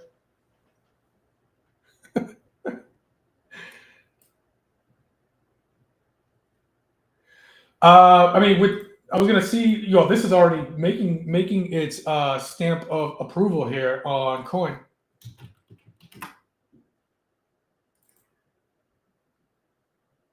So I was gonna see, like, okay, because sometimes late day, this is already going good, like because I mentioned for the swing, like, I kind of want to make sure that this green bar is gonna close right above what's called a positive CRG above the 20. So this is already looking good. It just pumped another new high. So, but even on a swing trade, I'm still gonna wait for a little bit of a pullback. All right, but day trade, be extremely careful. Liquidate some, right? Or you can, I would even say if you're already in, if Mark Wahlberg, a valued member at Phantoms, called this out, by the way, right? So, depending on your strike, maybe you got like this Friday's expiration. Maybe you can. I would suggest, if it was I would, if you got a really good entry off the morning here, I'd leave that open.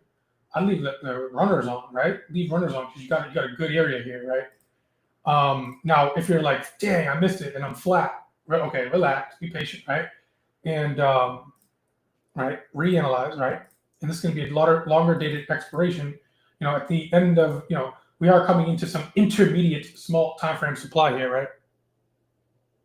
So this could just provide a short-term pullback, right, intraday. Okay, but I don't want to have this. Spies. Come on, Spies.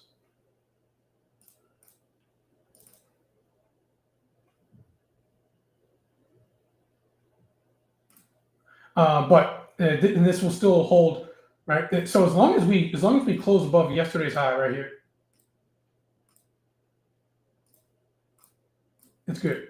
It's Gucci, right? It's called the 250 handle, right?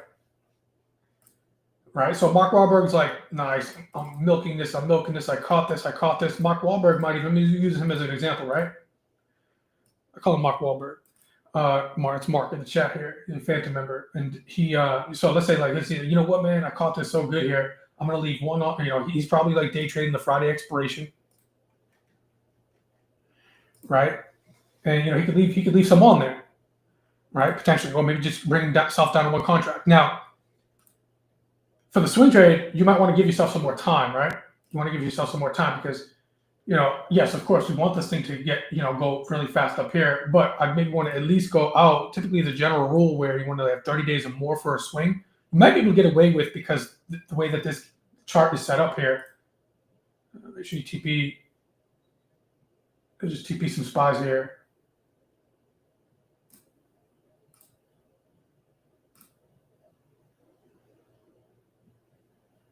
I put my limit higher.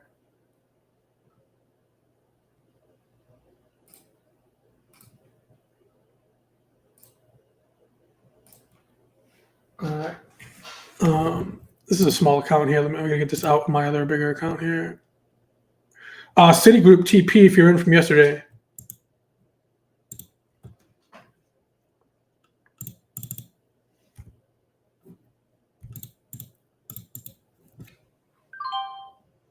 All right. That's a SPY TP.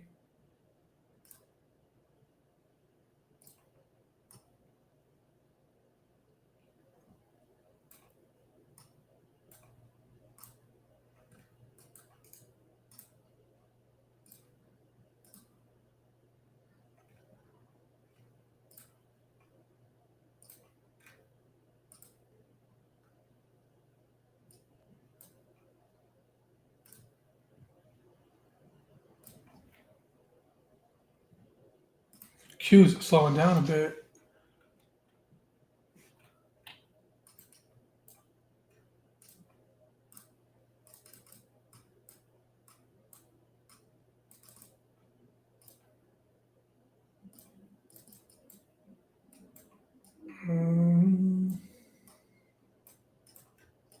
me get back to coin.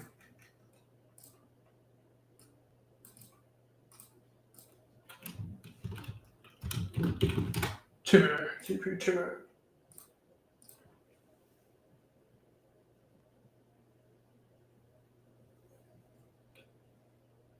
So Vic's doing here.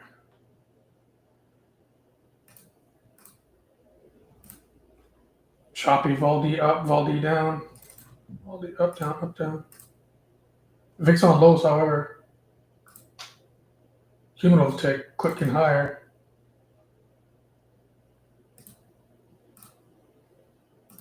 Slow grind up on S&Ps and NAS.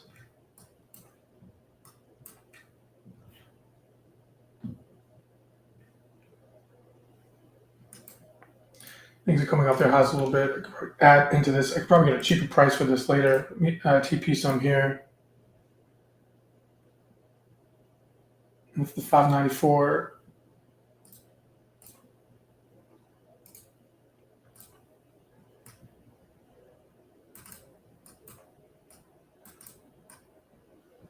Look at it, some if Fang's getting a little heavy. VIX on lows though. Just Fang's a little heavy on some things.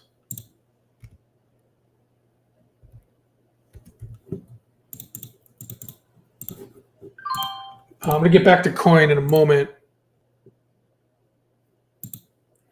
Citigroup, if you got into this yesterday,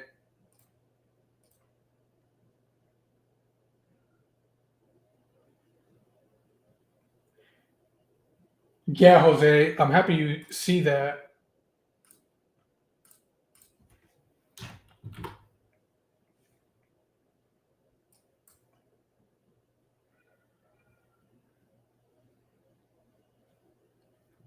If you got into this Citigroup trade from yesterday's live trade room, I would suggest humbly to take some profit. All right, a decent amount. It's not up like super insane, but I'm taking some off here.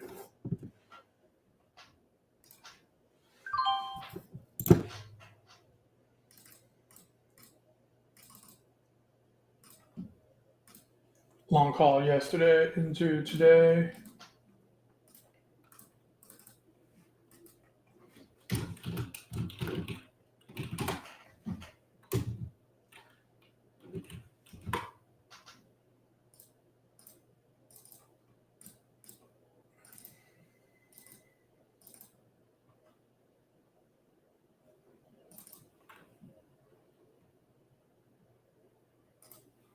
Visa really died down.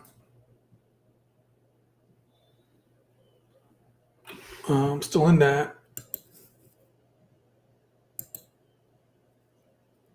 Dropped some size, but it's down.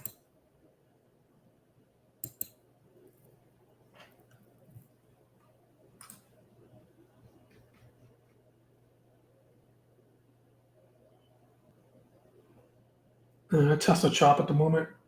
All right, so coin.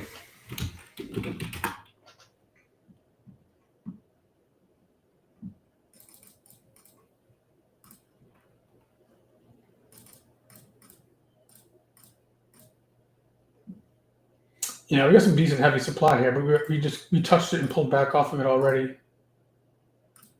So I don't want to get too crazy up here with a target, like 280, 300. That's going to be, so we can potentially target, kind of maybe the 270. The 277 was the previous high where we came in a weekly supply. Right, get the monthly here, weekly here in the middle, daily here, right? So just playing the ping pong game, right? So pull back down to the dailies.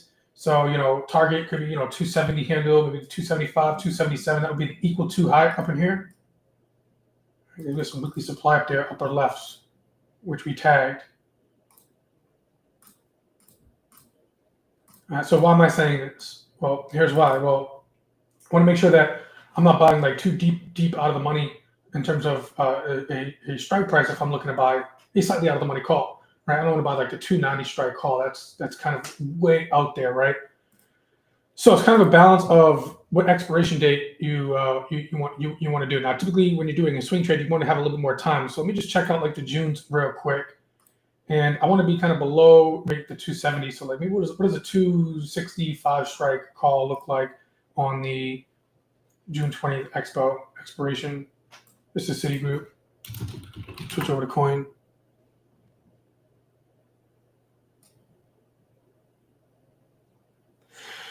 I go live on IG. I only do on IG. I go Tuesday and Thursdays, and I show some stuff, some good stuff in here, but not as much as what I do with the live phantoms. I go live on Mondays in the afternoon for a prep session, and then on Wednesdays and Fridays officially.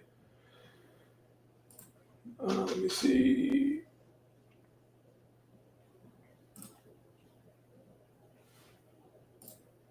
So you can check all past recordings too, even on YouTube. They're all there.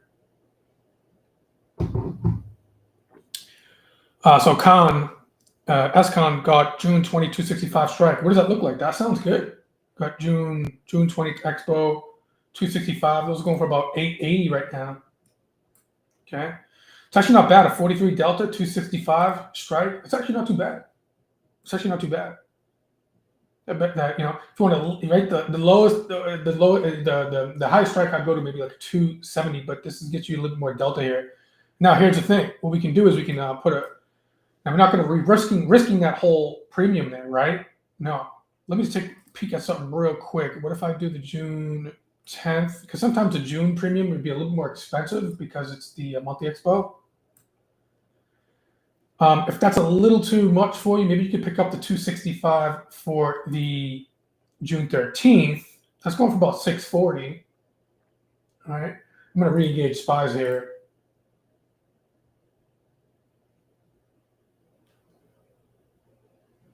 I guess I'll just wait on that because I want to land this plane here. It'd be about a 40 delta. Now, check this out. Listen carefully here. I'm not going to be risking that total premium. So I'm going to put my stop loss. Now, this is a swing trade. And the setup is what's called alignment with monthly here, weekly here, daily here. Now, we do have some overhead supply. Now, we already dipped in. We're off of that a little bit here. So we have pullback, right? Short term, right? Pullback off of that supply. Red bar, red bar, red bar, red bar down. Small doji bar here, small doji bar here, hammer bar off the rising 20 peak moving average, positive COG.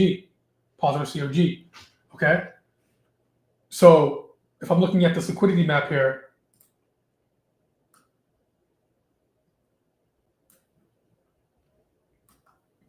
did we pull back, right? What quadrants? 3 and 2 we're working on here, right? Monthly up, weekly up, daily up, daily up. Okay, even though we pulled back down, right? Positive COG coming in.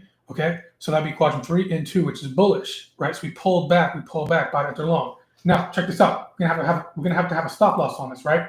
So the setup is going to be, basically this positive COG. So you can put your stop loss in either two locations, and one might be a little bit more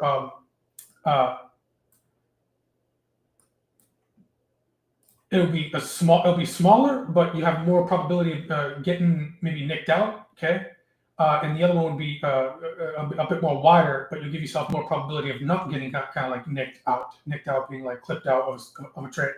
So you need to put your stop loss below this green body bar close here, because this is the actual setup bar where we'll set up the whole setup is red bar down, positive COG close up off the rising 20, good location, right? So you can put your stop loss below this green bar low. Okay, so that comes in at about, I like to stop out on stock price. So stop loss 1 could be, I don't want to put it right below the low. Okay, so about 245. So I want to give myself some space. So 244. 75. So this could be stop loss area number 1. Stick with me.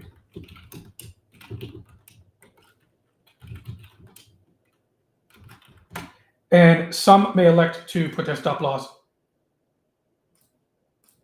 there. And that'd be okay. Okay. This is what we've got on call here. Nice. I know why I got long, because clearing gap above the 200. Anyways, sorry. Mesmerizing. Stop loss number 2, area. Be a bit more wider. All right, remember, on swing trades, you're playing off the monthly and the weekly and the dailies. Now we're going to drop to the small time frame to refine a little bit here for a pullback entry. So that would be about what, below, what is this low on daily here? 240.91. Okay. So, man, this thing's chugging.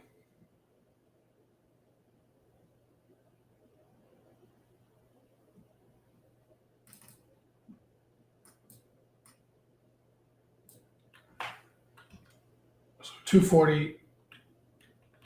It's going to be stop loss area number 2.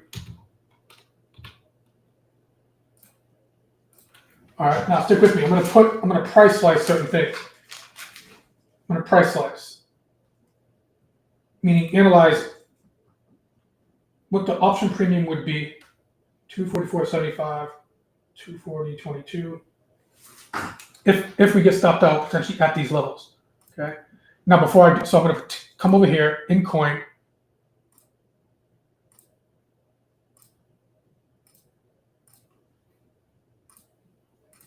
Analyze tab, coin. I'm going to put the bottom stop loss there, 240.22. Lock that up. Put the other one here, 244. I'm putting it in numerical order. This is a demand. This is a bullish trade, so I'm putting the stop loss below. Okay. Now stick with me. I'm going to go over here, and we could say, okay, we might not want to enter this right now because I'm not looking to, chase price 2222 too much over here. Okay, up here. Now, if you are long on the day trade, you just blew through this supply zone, which is awesome. So I would suggest a TP some here. Okay. And what I'm going to look for is maybe on the smaller time frames,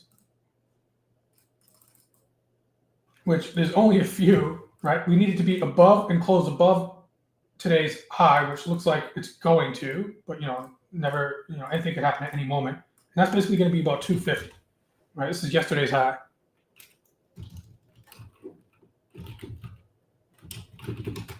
And we would need to make sure that this is need a close above to create a positive COG. Changing of the guard.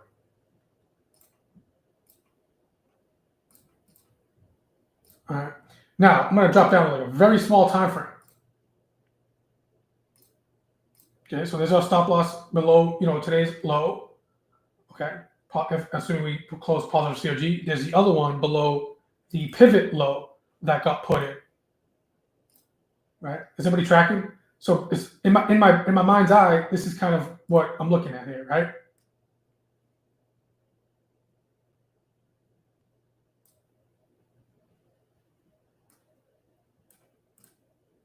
Putting it side by side.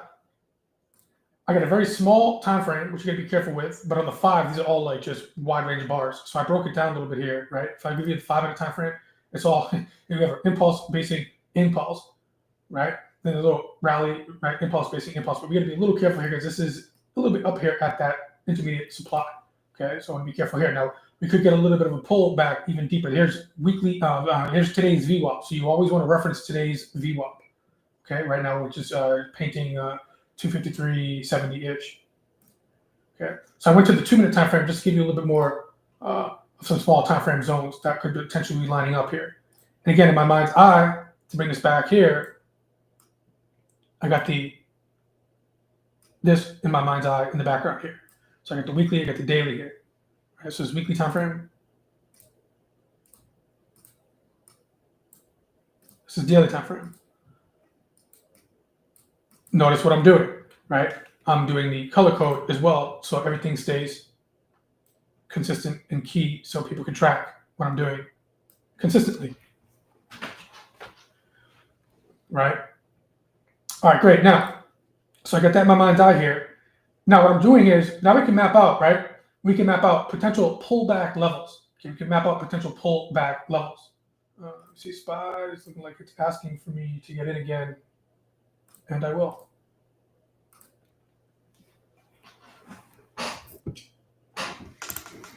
I'm fucking throwing this chair away when I go back to Boston. Oops, I shouldn't have swore. Banned.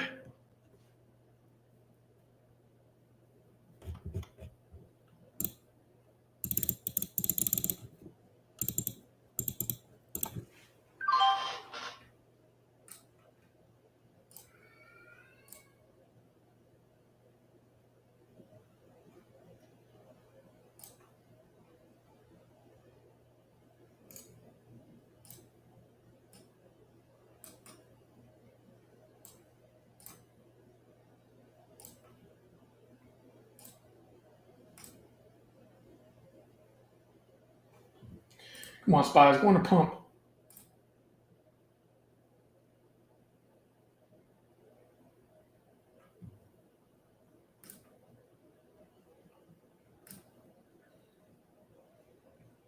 Okay, so back to this, right? So we could potentially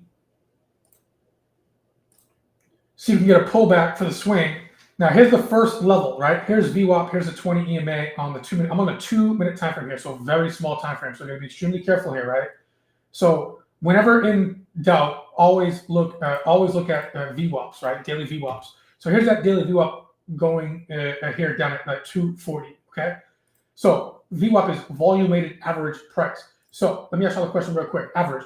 If we could potentially pull back down into this 254 half level, okay, of small, intermediate, very small time frame demand right in here, right? Would that be better not buying on the highs, right? So if I put an entry pullback order right 254.50, I'll write that down so I don't have to keep coming back because I'm going to analyze this, right? 254, my pen will work. 254.50. Okay, so this could be an area of demand, number one, which you could help, which you could potentially wait for an engagement to get in. I should get some limit orders and spots. I should be doing it closer to the at the money here. Well, actually, the 94 handle is at the money, basically. That's pathetic that spots can't just pump a little bit there. All right, so I'll write that down. We'll put that down here. 254.50.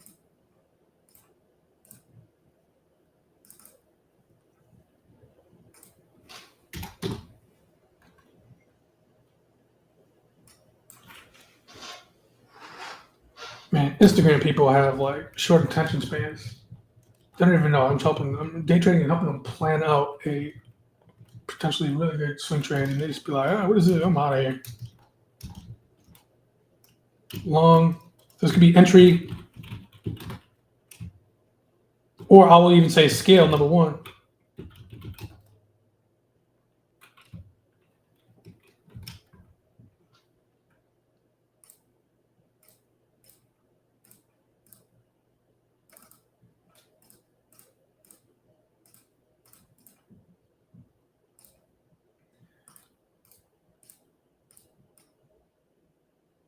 All right, that'd be the VWAP test. And I'm going to go down here as well. And this will be it. And we're going to price this out. 251.85, right?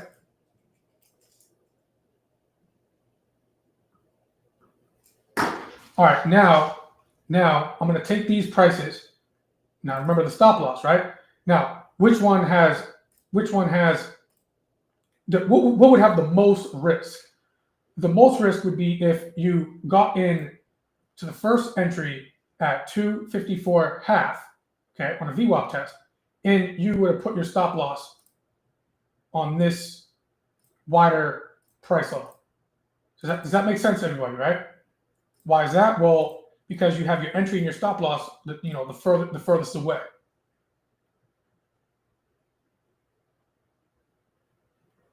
Right, and if I have more space over here to the right, I know I can add space, but I'm not messing up my my workspace here for that at the moment. Okay, but and I'm giving some stuff away from YouTube here, which is all good. It's all good, but right? So of course, it'd be going forward, right? But I guess I could go to TradingView and do something like this, right? Nice Q is about to pump new highs.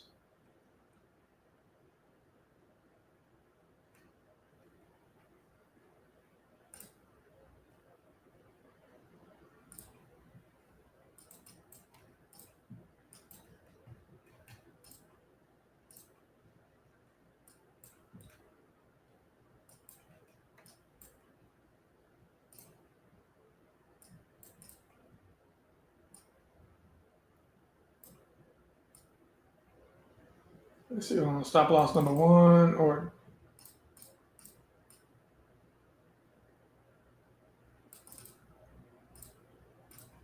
2.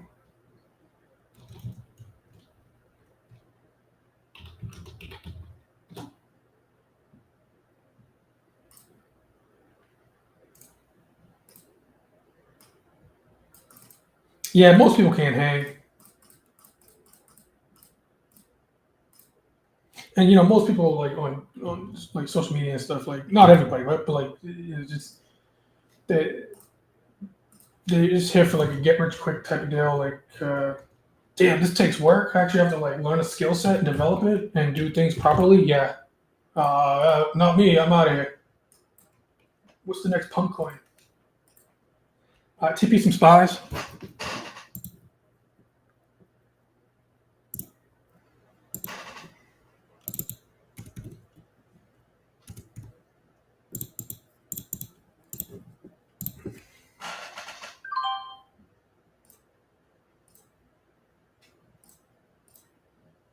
I'm just gonna go all in hook top coin.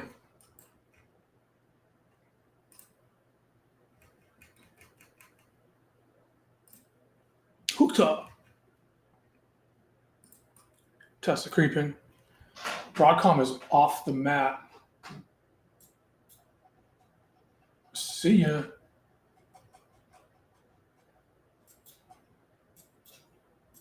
RIP to the shorts.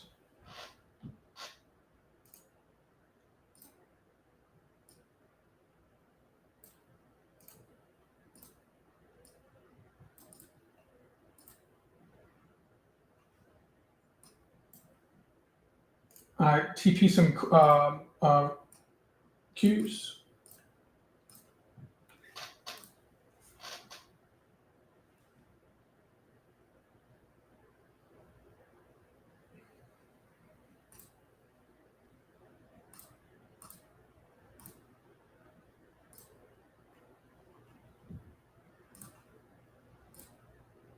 I'm gonna lock in this 340 print on Qs real briefly.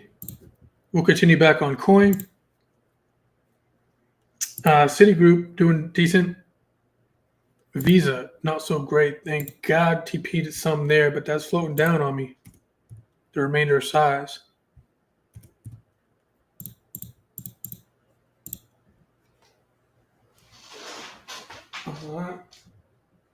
The most size on Qs because I added this like 3 times, so this is good.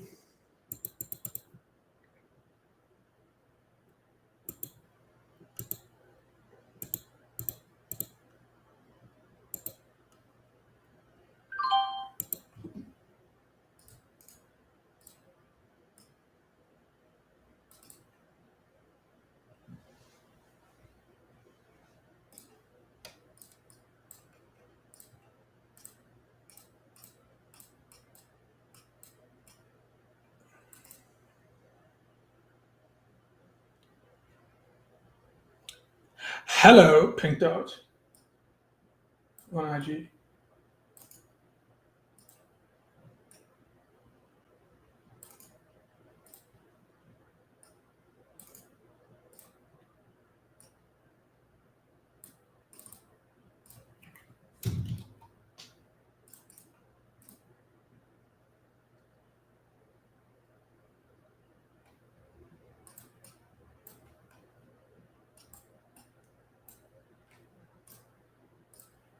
Yeah, if you snag Tesla,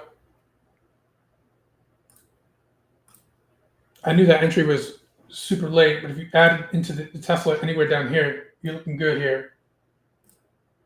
All right, SPYs, wish I had more delta here.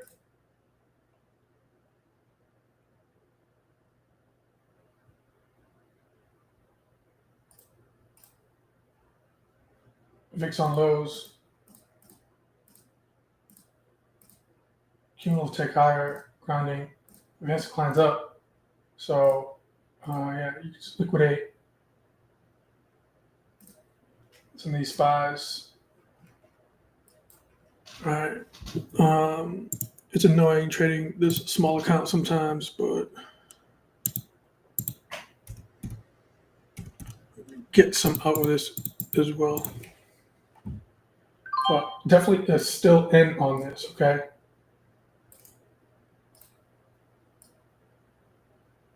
But these are now at the money, which is okay. And I mean, if we get a pump here, which we were trying to do here, but it's not really a fast trend moving day.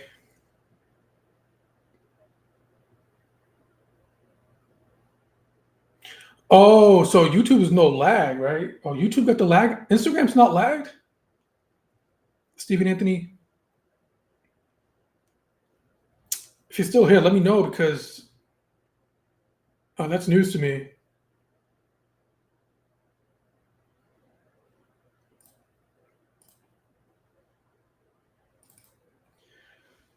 All right, so I'll make since I already did the work here, I'll go back. I'll go back to TradingView and make it a little bit nice and neater as well. All right. But okay, so the ultimate question was on Coinbase. If you remember, before we moved on, was that okay? We got stop loss one, stop loss two. This one is more tighter. This one would be quote unquote more tighter. This one would be more looser. Okay, this one would have more probability of maybe getting clipped out sooner, right? This one would give yourself more space, but it's more further up, right? So I had asked right before we moved on, what would be the last? What would be the last? I'll see you, Lily. Have a good one. What would be the most the biggest risk, right? And that would be if you got pulled back entry into the 254 and you elected to put your stop loss all the way down here. That's a wider right entry to, of course, again that line would be going this way, right? To stop loss, right? But I don't want to cross too much stuff over here, right? So that would be the biggest one, right? The second big right. And you can also elect to do an entry here and put your stop loss on right there. Okay. Now you could also entry here, SPY's new highs, take some.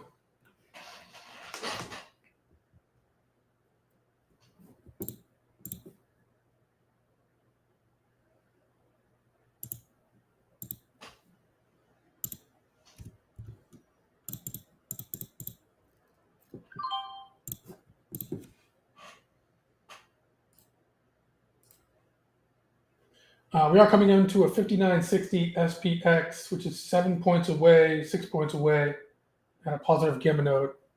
So make sure you're consciously taking some profit here on SPYs, long calls.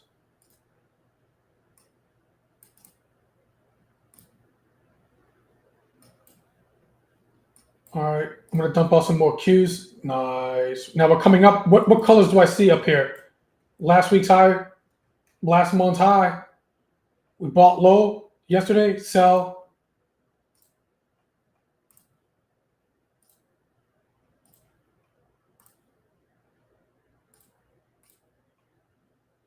High. Grab this 350 print on Qs.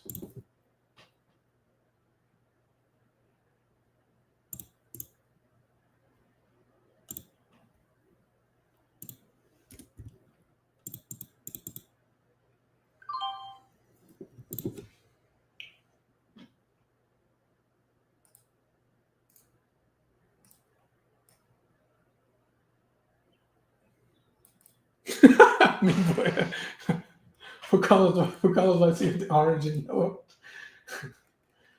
All right. So we're coming up to last week's high. Right now we can still pump some here, right? But we're away from VWAP now, so make sure you are liquidating some.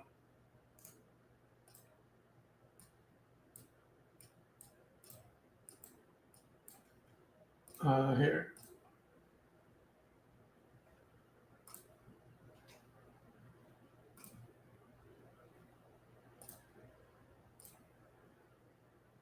Nice.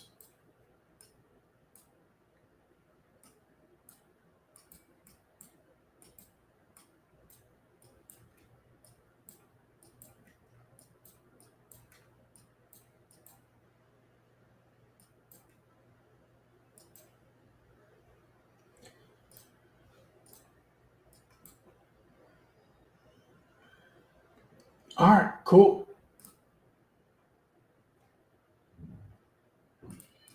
SPX got this gamma node here, so let me make sure that I'm being aware of this 60, this 5960 as was called a positive gamma node. I don't think get spots back up, is it? Looks like it's flowing.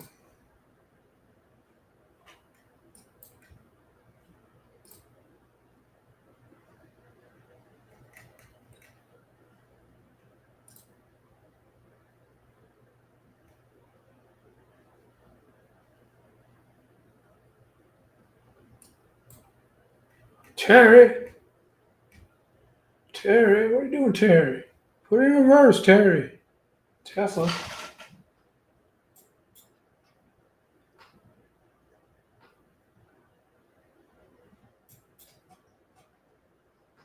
All right, Tesla.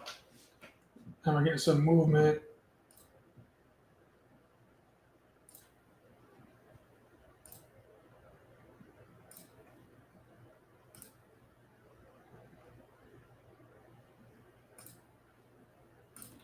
Gross. If you added to here, you're a champion. I'm at like break even right now. Let's see if I can peel out a little bit here. There we go. Sat through all of that for 10 cents. Let's see if I get some more here. There we go. But I gotta reduce some here.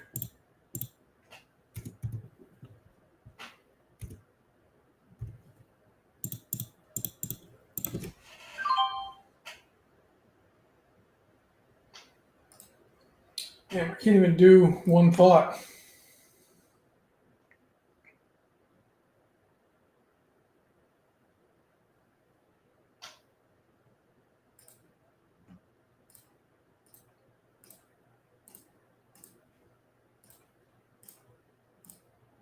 Bad Sharp ratio on Tesla. Sat through, drawdown the whole time. Just a small TP reduce here.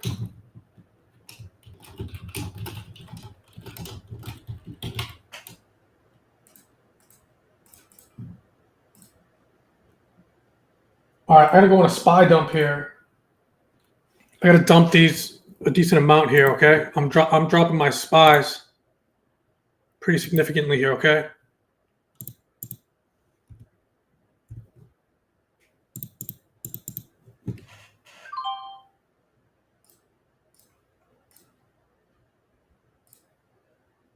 All right, down to runners on SPYs.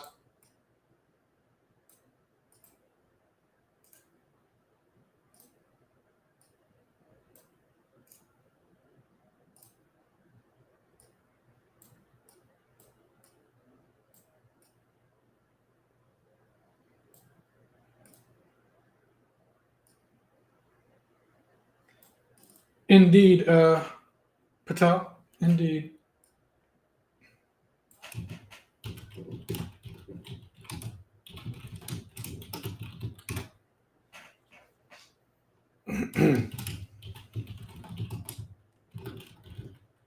Now, with option state of decay,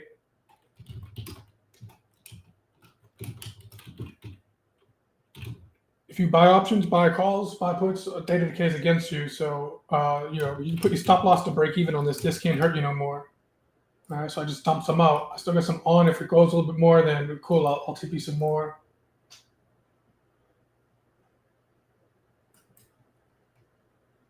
Already kind of. I want to see if I can ride Qs a little bit more. I still have some on. What was I trying to do here?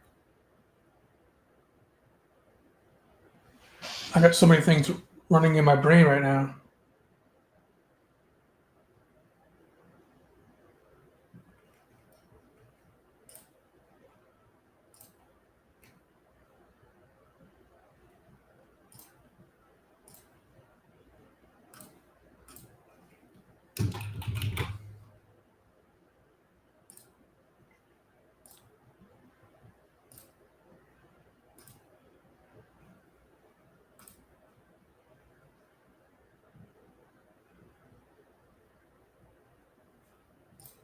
So really, dude. I mean, yeah. I mean, this thing could still continue to go higher. I'm going to TP some more, but again, folks, like, uh,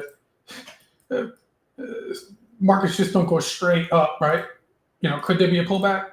Could there be a pullback? Right. Like I added to SPYs like twice today, right? But I TP'd appropriately, then I added on a pullback. So this might not be done, but it's only 11 o'clock. It's only 11 o'clock, right? So I'm going to dump some out, and then if we have a pullback and we have a positive CFG over here or something like that, then I'll add back in.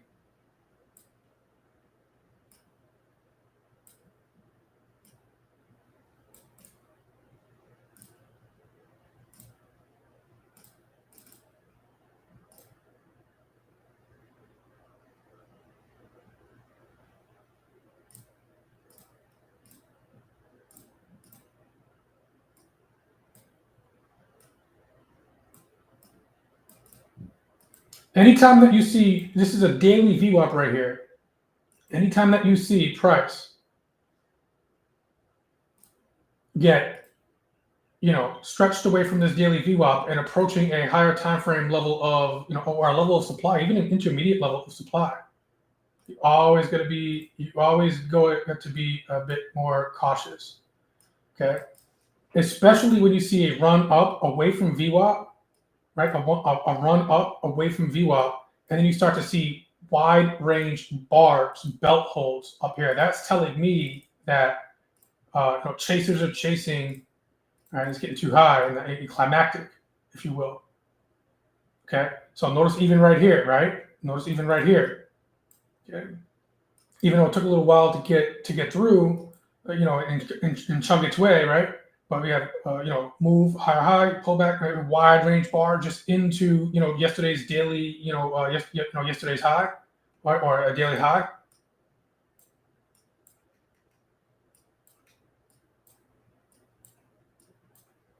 Right, daily high here, and then what? I don't want to be buying here. We were TPing here, right? Then we pulled back. And there was a wide range bar coming up into there, right? So wide range bar coming into that, right? So that's how I know that I have to go on a SPY dump here when your P&L goes like, whoop, right? And now you're approaching some kind of just intermediate level of supply. Okay, you got to know dump some. Okay, I still have some on small size, but if it goes higher, I'll TP more. But if we go lower, then now I'm going to be catching it on a rebalance lower. There's a nice little intermediate demand, small time frame of demand right in here. That this might take some time to get down here, and VWAP kind of trickles up. You can see a red bar close here. Then I want to see a wide range bar down here on the pullback on a rebalance. Does that make sense? And all I'm trying to do here is what has this trend been since carryover from even yesterday, right? If I'm looking at quadrants of liquidity,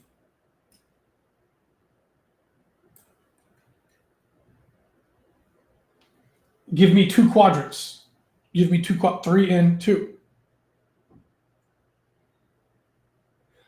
Steve Hewitt, that's been a trade that's been getting crushed, but I mean, it's on a new high right now. So, I mean, at least you are looking at a new higher high into that, but be careful with doing that, brother. That's all, just be careful.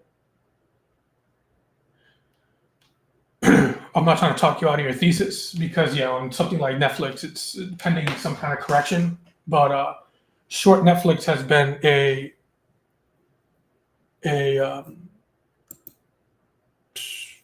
one that's been not great. But at least you're trying to do it on an equal to higher high. but there's no supply to the left. So you're just kind of like guessing what's high enough and shorting it. Okay, so quadrant 3 and 2 here, pull back, and pull back. So on these equal to or new highs, I got to liquidate some, and then on the pullback, right? On a pullback, where these circles are, okay, about to enter long on pullbacks. All right. Anyways, be careful with that, brother. I'm not trying to to talk you out of your thesis or trade, but you'd almost want to, if you're going to be selling short into a raging bull like this, you want to have an equal to, a higher high. So you have like a negative COG in a small time frame. You got a little bit of a wick here, wick here. So it's showing you some kind of thesis here. But I got to play a little devil's advocate with you. It could pull back into this little baby demand zone right here. These little baby demand zones right here. I mean, if you're shorting, I'd be very careful. I'd be a TPing aggressively. That would just be me. And because it could pick up, I'm sure everybody and their grandmother thought that, Netflix can't get higher above here. 1, 2, 3 days down, positive COG at a monthly low. Oh, this is not the May low. Okay, new high, right?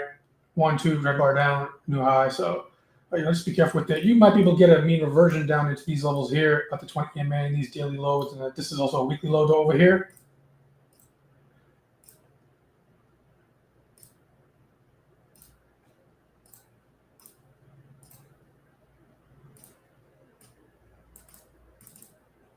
But that's an extremely tough trade, right? You can just get violated tomorrow. And I hope that doesn't happen to you, but I gotta be real with you, just through my experience.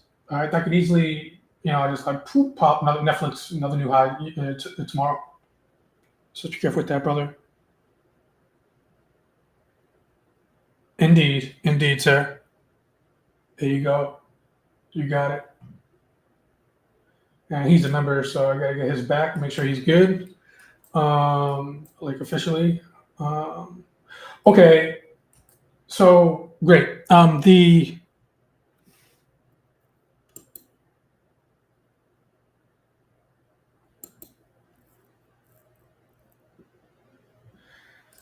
Geez, Louise, can I get to this coin here? But hey, this is Mr. Blue here. This is what I can day trade.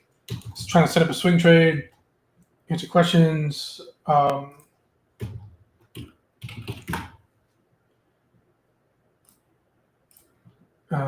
as long as you're patient, you always try to finish each concept.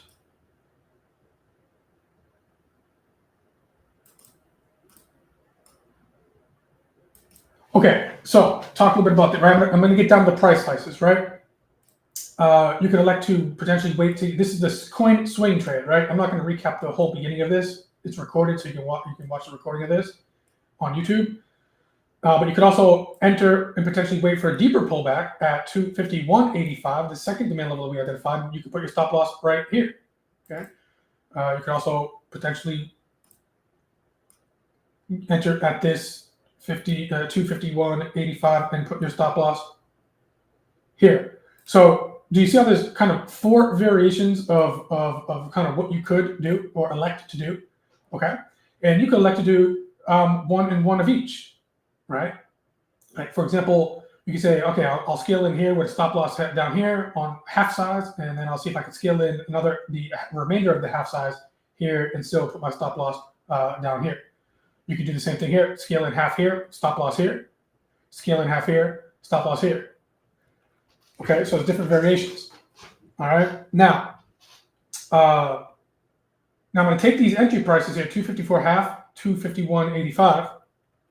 Go back to the Analyze tab here, and if you remember, even though we kind of had to take a field trip and take some profit on some trades and monitor this 240.22, I put that in the price slice on the Analyze tab of coin, analyzing risk. I want to analyze risk.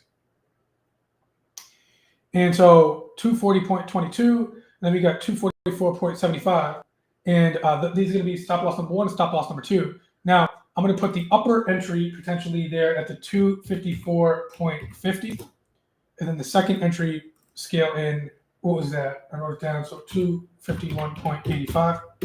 Okay, double enter that, right? So now we can say, okay, if I want to work on the June 13th expiration, the 265 strike call, I can uncheck the other one here. And what this will do is it will give us, okay, potential entry prices, okay, and what the price may be. So if I'm working on the 265 strike call for June 13th, right now this is going for $6.50 per contract, right? I'm just pricing everything out in one contract. However, if you wait for it to pull back to 254.50, right? If you're waiting for this to pull back 254.50, let me do this. I think this will help.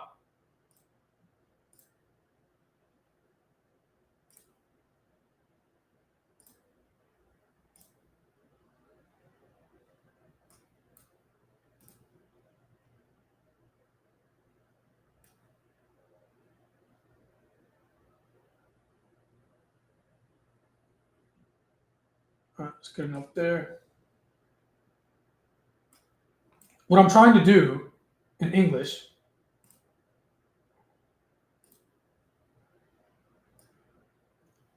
is price out what the option based on Greeks and Thinkorswim, this will do it for us, right? Price out, if I want to pick up the 265 strike call for June 13th, but I want to wait for it to get down into 254 half, okay?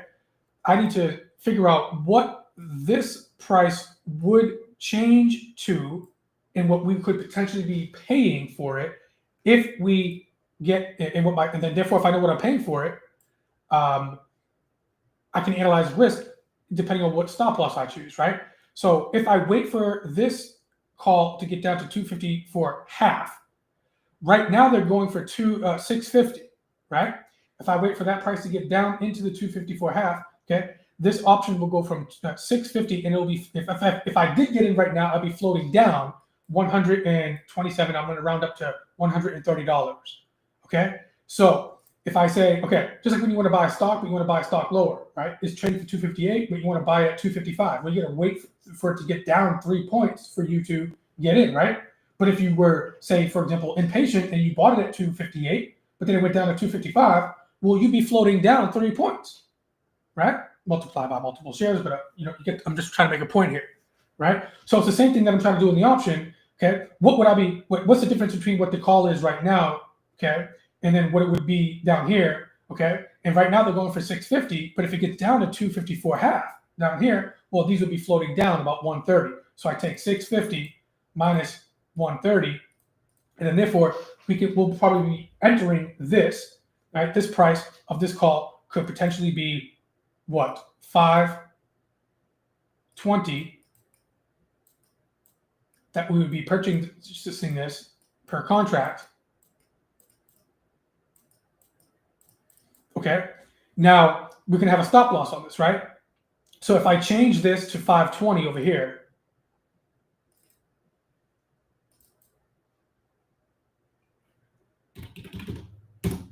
now I see how that turned to essentially almost zero, right?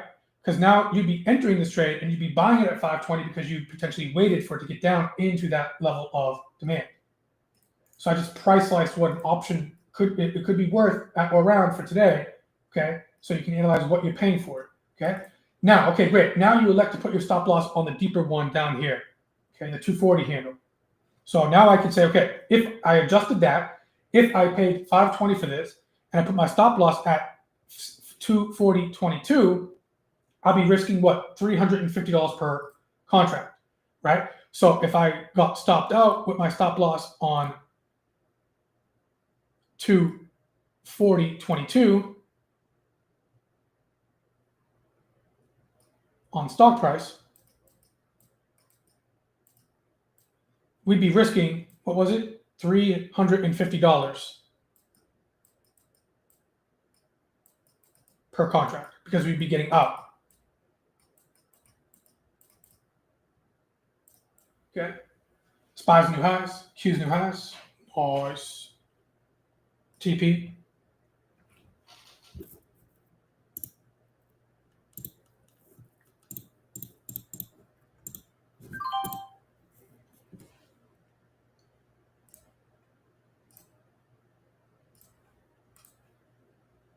dump some Qs.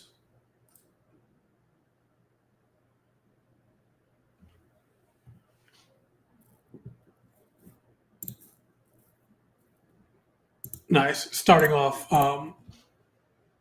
June with a monster Q trade. Needed it because I had a not so great May.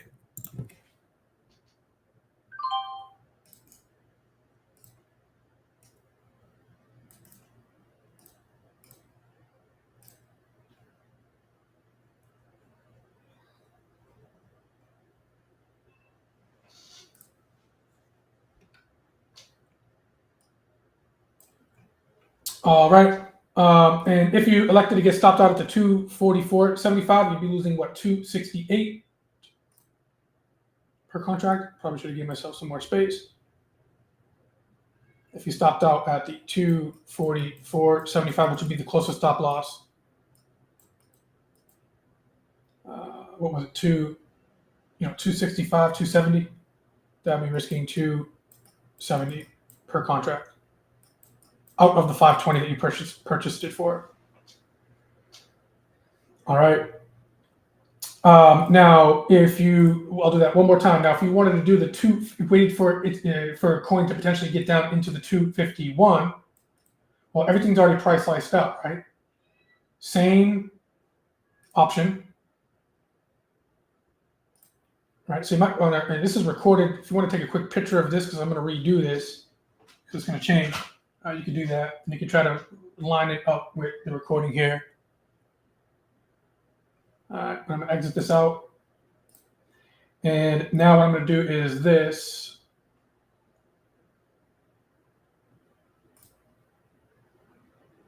We're going to be focusing on, oh, I got to uncheck this.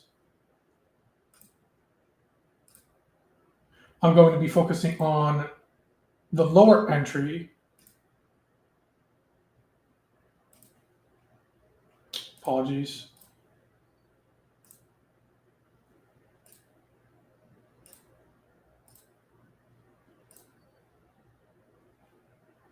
There we go.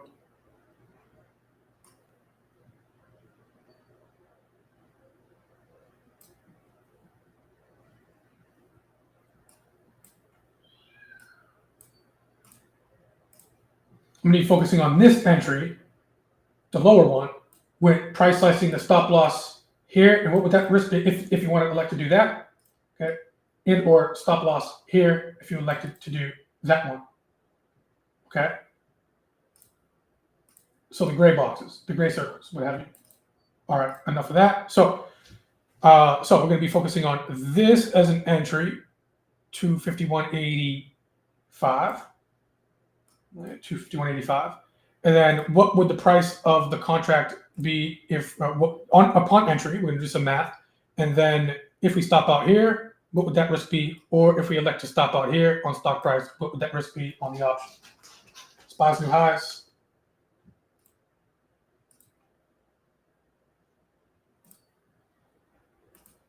I only have one left on this. I'm just going to dump it.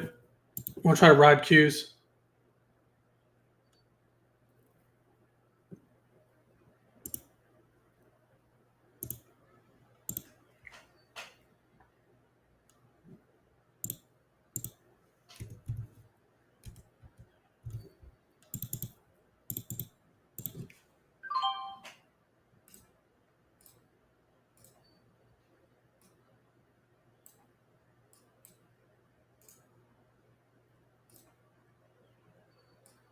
I ran out of contracts all out.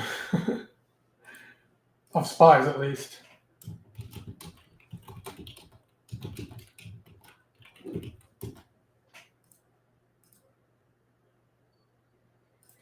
All right, yeah, let me just finish this stock real quick. I see some questions, Pinsky and all that. I'm just going to finish this stock just so I can just move on with this thing here, get this on recording and all that kind of stuff too, right? So almost done. So and MSTR might be similar to this. So you can probably take this style here and do it on MSTR, but I got to check that in a moment. Okay, so great. That's what I'm going to be pricing up now, right? So if this is trading at, I I gotta solve for what my entry price would be, right? So if the contract is going for 635 right now, but if we wait for it to get down into the 251.85 entry, this would be floating down by 200. So if I deduct that by 220, right? Okay, so the price of the contract could be about 415. Okay, so if you notice, the other one was about 515. This one is 415. Now, why is this one $1 cheaper? Because it's a little bit more deeper, lower. Okay, in the form of which is what you would want if you wanted to buy to get long for buy low, right? Buy low. Okay, so that contract would be about $1 cheaper versus the other one. Okay, just work on the June 13th. You could do the same thing for another expiration date, the 20th. But I made my bed here. I'm going to lay in it because it's just taking too much time right now. But this is important. Okay. So now that I get the price of entry of what the contract may be priced, or I'll give or take depending on the time that it hits potentially today. All right. I can go back. I filled that in. As you can see, at the 251 now, right? It went to at or around the 0, give or take, plus or minus 10. You're in the ballpark there, right? So this could be anywhere between $4, maybe 415, 430, give or take, right? Depending on the time of entry today. Now, I'm going to go back over here. So now that we know that this is going to be priced at, and we're going to be paying for this roughly about, I'll put that here, $4 between 430. Okay, great. Well, what does that mean if we get stopped out? Well, if we get stopped out, I got to figure out if we get stopped out at this first one here, what is the risk going to be? And if we get stopped out at the second one here, what is the risk going to be? Okay. So if I go back over here, now that I know that I paid, about $4, $4.15 for it. Okay. And if we get stopped out at the 244.75, we'll be risking about what? $1.64. Okay. $1.65. Okay. So if we stop out here at the 244.75 stock price, coin price.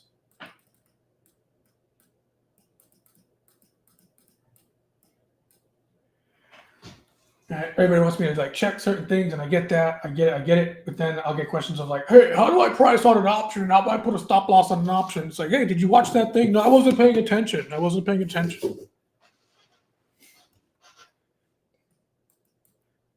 The struggles of being a lead trader and mentor.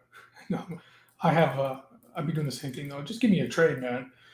So if I stop out there, we're risking about what? $1, right? At the 244 stock price, we'll be only risking about $1 or 100. I'd say $70 per contract. Smaller risk, right?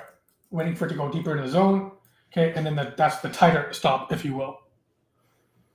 All right. Now, if you elect to stop out at the 240.22 on the stock price, the wider stop, well, you're risking a bit more there, right? And that'll be about 245. Now I'm going to go up on this because it's going to be about premium price because you can also theta decay this, right? So if we get stopped up by the end of the week, you'd be about anywhere between 250 to 300. Okay. Okay. So if you stop out at the lower one,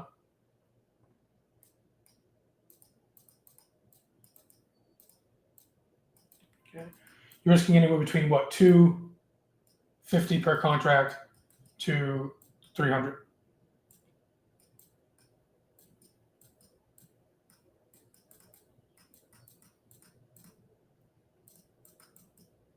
All right, this is all recording. People asking questions. I'm making a little joke. My humor is, I'm not mad or anything. I'm just chilling, right? But this is all recorded there, so you can, if you're interested in that, you can rewind that. All right.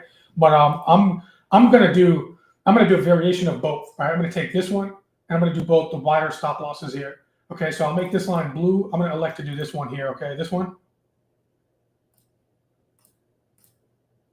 and this one.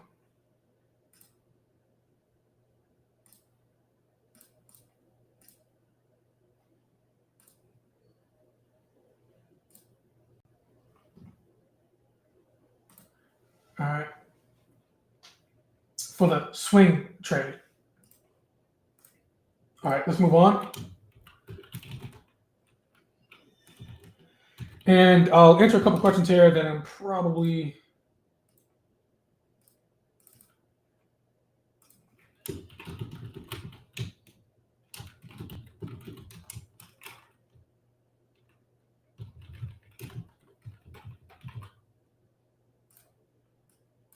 no.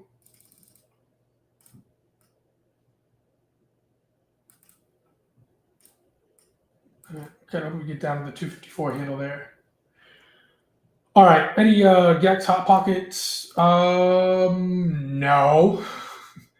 I see a sea of blue up here, deep blue sea above. So we got there's a little light GEX lower down here. But 59.90, 59.90 is a massive positive gamma node. So as we rally up, market makers will be selling up into this. So when I see this above here, and what color do I see up here? Orange, having to do with monthlies, May highs. All right, there's going to be some selling pressure coming up here, at least today, for today, right?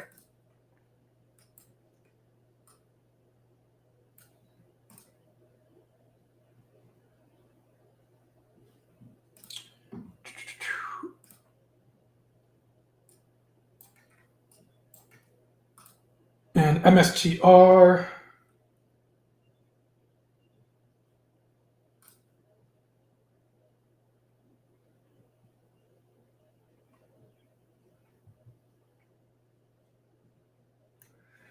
And this is sold gamma wall customers. This is bought gamma wall market makers. So we're into some massive positive gamma right now above. So that's telling me that it might just a little bit struggle to get up. That it could potentially pop because it's a little bit of a sold call wall here on GEXBot. But market makers are bought that, so it's going to be a little challenging to get up into here. All right, so we might be able to come lower before going higher. Okay, as mentioned. So pull that fade VWAP on new high. So if we do get if we do get a nice little pop, take profit campaign.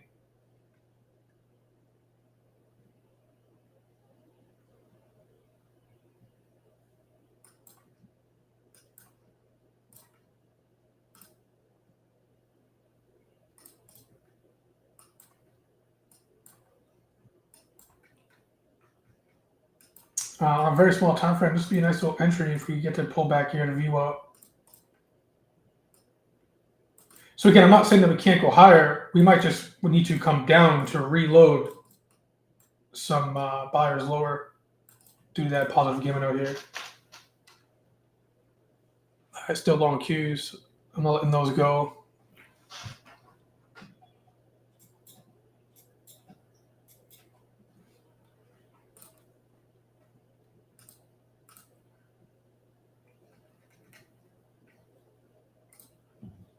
All right, MSTR.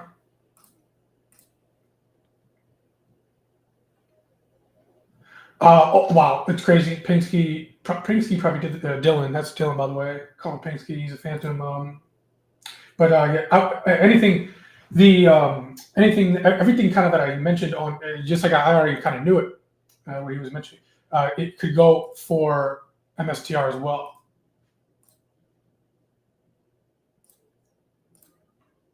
It's looking decent in that we have a nice positive COG taking out these small body range bars here, back above, and also above last week's high so far. So yeah, if this sustains, everything that I mentioned in Coinbase could be as well in MSTR. Now these are Bitcoin proxy plays. So when you're trading something like Coin and Hood and Mara, Riot, MSTR, especially IBIT, BITO. Well, IBIT and IBIT is like literally Bitcoin.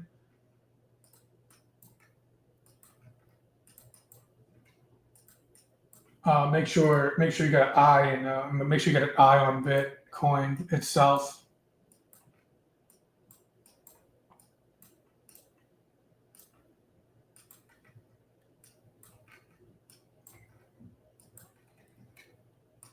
All right, and Bitcoin, coming off of a demand zone, pretty basic, right? Basic stuff. And if Bitcoin's going to continue, right? I mean, if I look up and left, I mean, get some supply, whatever here, but it's going Right, nice little hammer bar. In this demand zone, we already liquidity swept on yesterday on Monday being prior day low.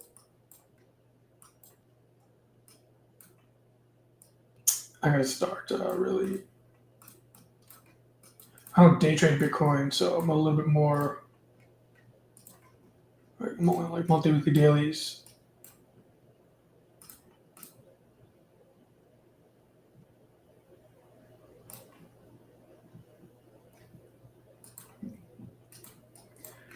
SPY's new highs, so can liquidate because we're getting in that gamma node. You got it, SPY high.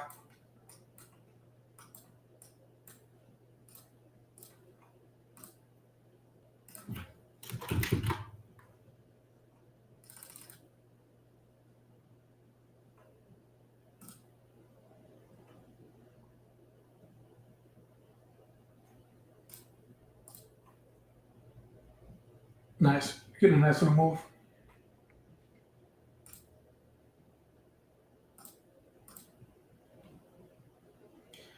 At to Q's on a pullback. Yeah, assuming VIX is assuming VIX is still kind of somewhat steady, but definitely would have to wait for a pullback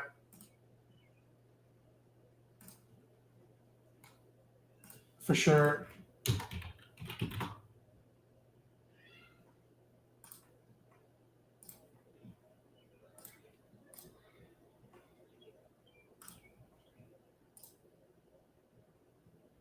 All right, now again, if you're looking at this is NASDAQ futures, okay, are we away from the 20 and the 50 EMA on the small time frame here, and on the 30 and the 30-minute time frame and the 6-minute time frame and VWAP right here, and objectively speaking, we are at some kind of level of, albeit very small time frame, intermediate time frame, but we are at a level of supply, okay, and we have another little level above here too, 21,728.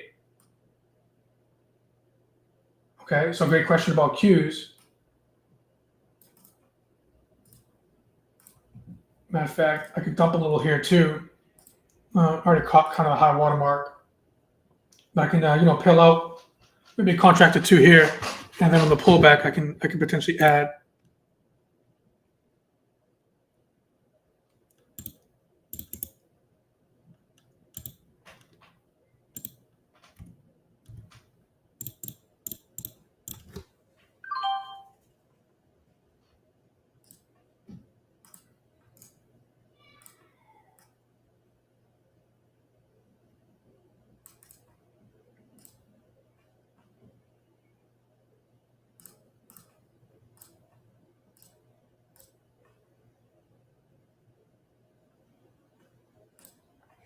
Like literally, just use VWAP, y'all. Just use VWAP. VWAP will let you know when you get your mean revert.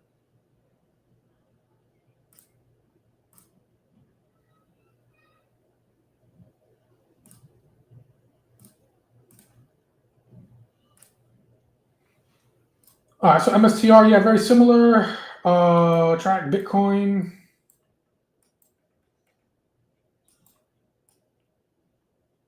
BitConnect.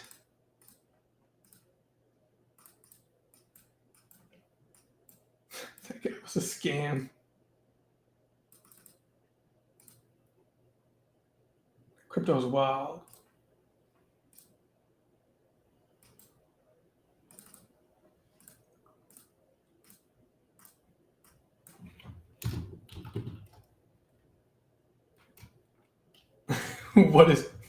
What is a computer? Something you click on.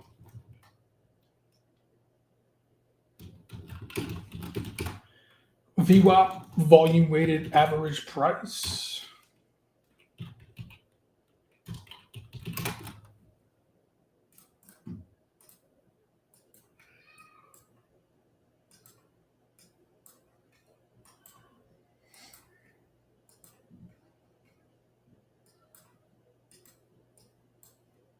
Last month's close on Bitcoin took this red bar out, man. This is all wick.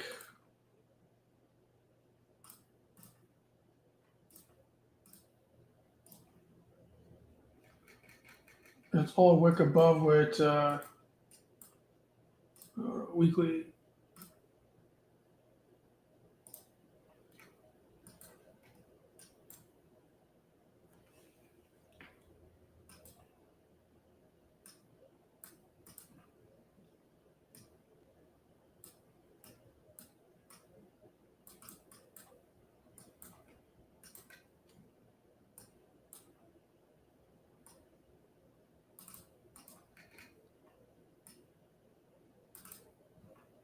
Last week's high.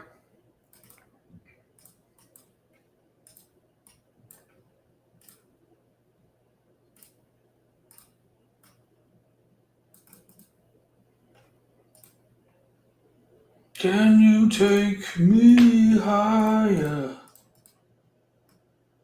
Oh no, you got the Creed going.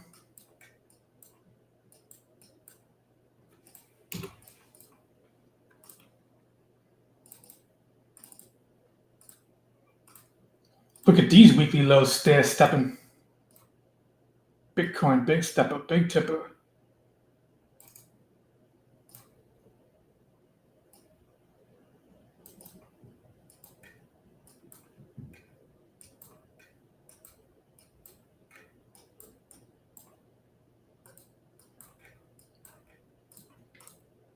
So in the event that Bitcoin just struggles around here and fails to make a new high, which it may, let me ask y'all a question. If you took MSTR coin, IBIT, BITO, bit this, bit that, bit, is this going to be an area where you could potentially take some profit? Yes or no? I'm not taking profit on my Bitcoin. I'll be clear on that. I'm not selling my Bitcoin. Spies new highs. So on like MSTR/coin or just Bitcoin proxy plays in general, I'm not selling my Bitcoin. I'll take some profit on my Bitcoin proxy plays, etc.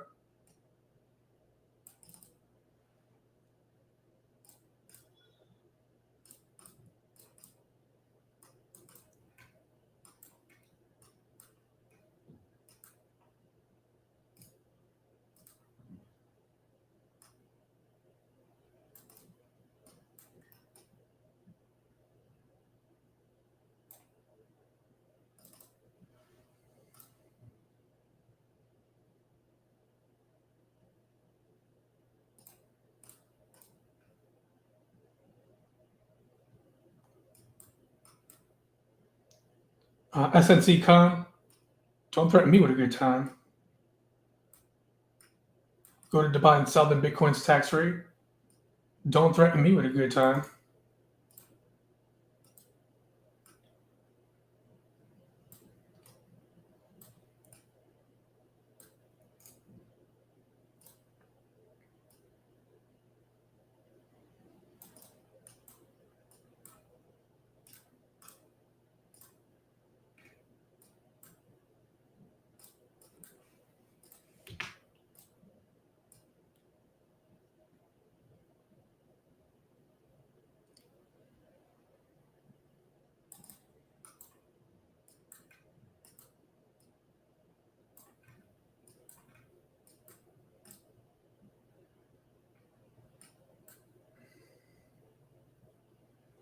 Actually, IBIT,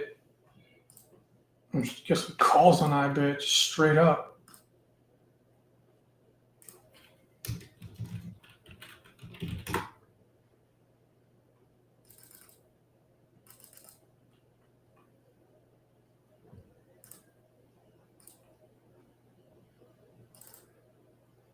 If IBIT can get down to this level right here, snag.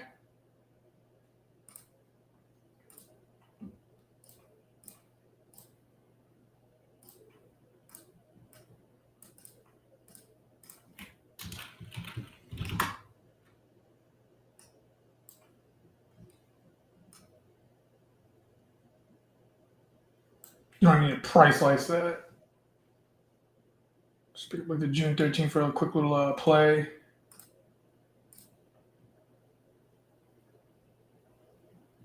Take it up to like 63 handle. Maybe just pick up like the 61. strike. If it gets to 60.35.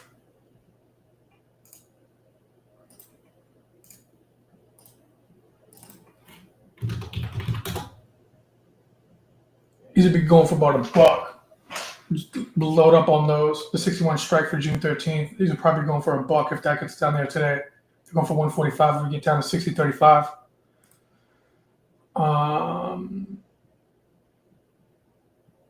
These are going for about like $1.10, $1.15. Nice play.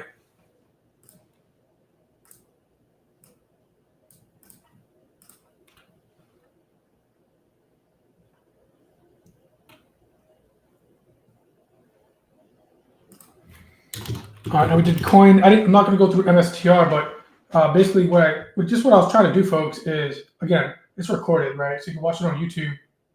SPYs just tickled and kissed last month's high, May, which was just a short last Friday ago. But monthly, my phantoms would know what's my favorite time frame on the planet monthly, okay? So monthly high, bit of a positive given node, so be careful up there. TP some. You still got some.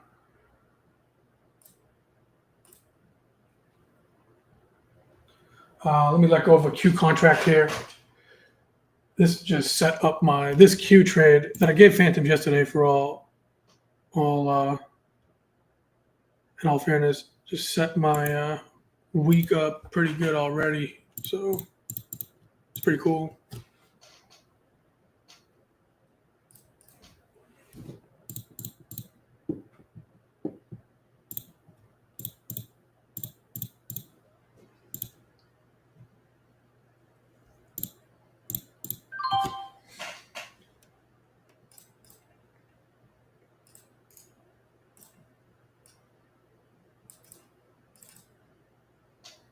Well, thank God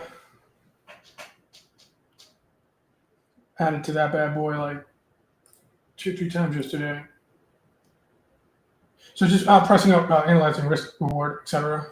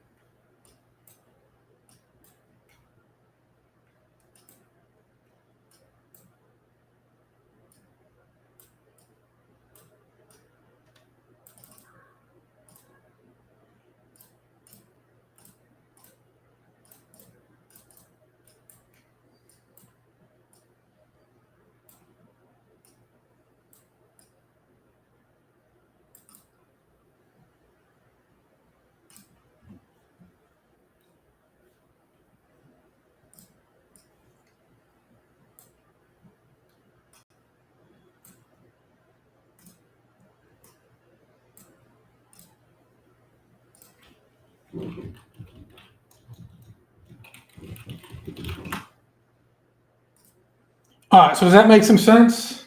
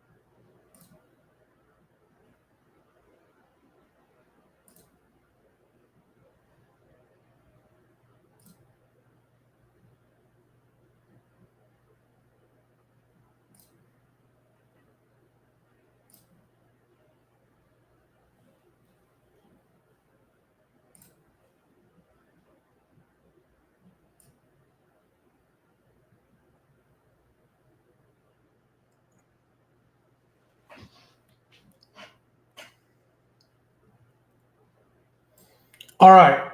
So, all right. So this is TradePhantoms, right? I'm Mr. Blue. Monthly high dump.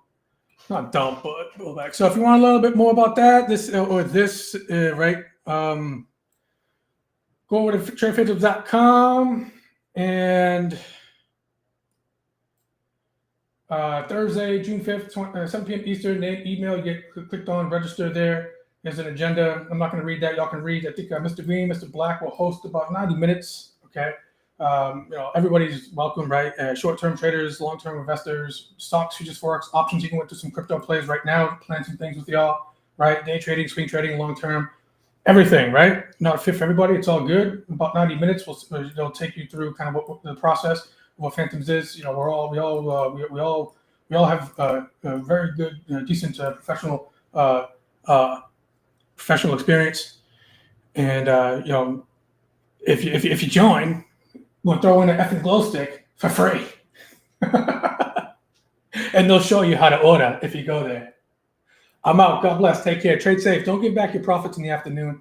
All right, it was a good trading day, so don't give back. Fair enough. All right, I'll see some of y'all later today in the class, and then tomorrow morning. Let's go. We ride on Wednesday. Tomorrow morning we ride at dawn, and let's go. Another day, another dollar, and let's rip some tape. Yeah, good start to the week so far. Let's keep it that way. Stay focused. Stay disciplined. God bless. Take care. Blue out.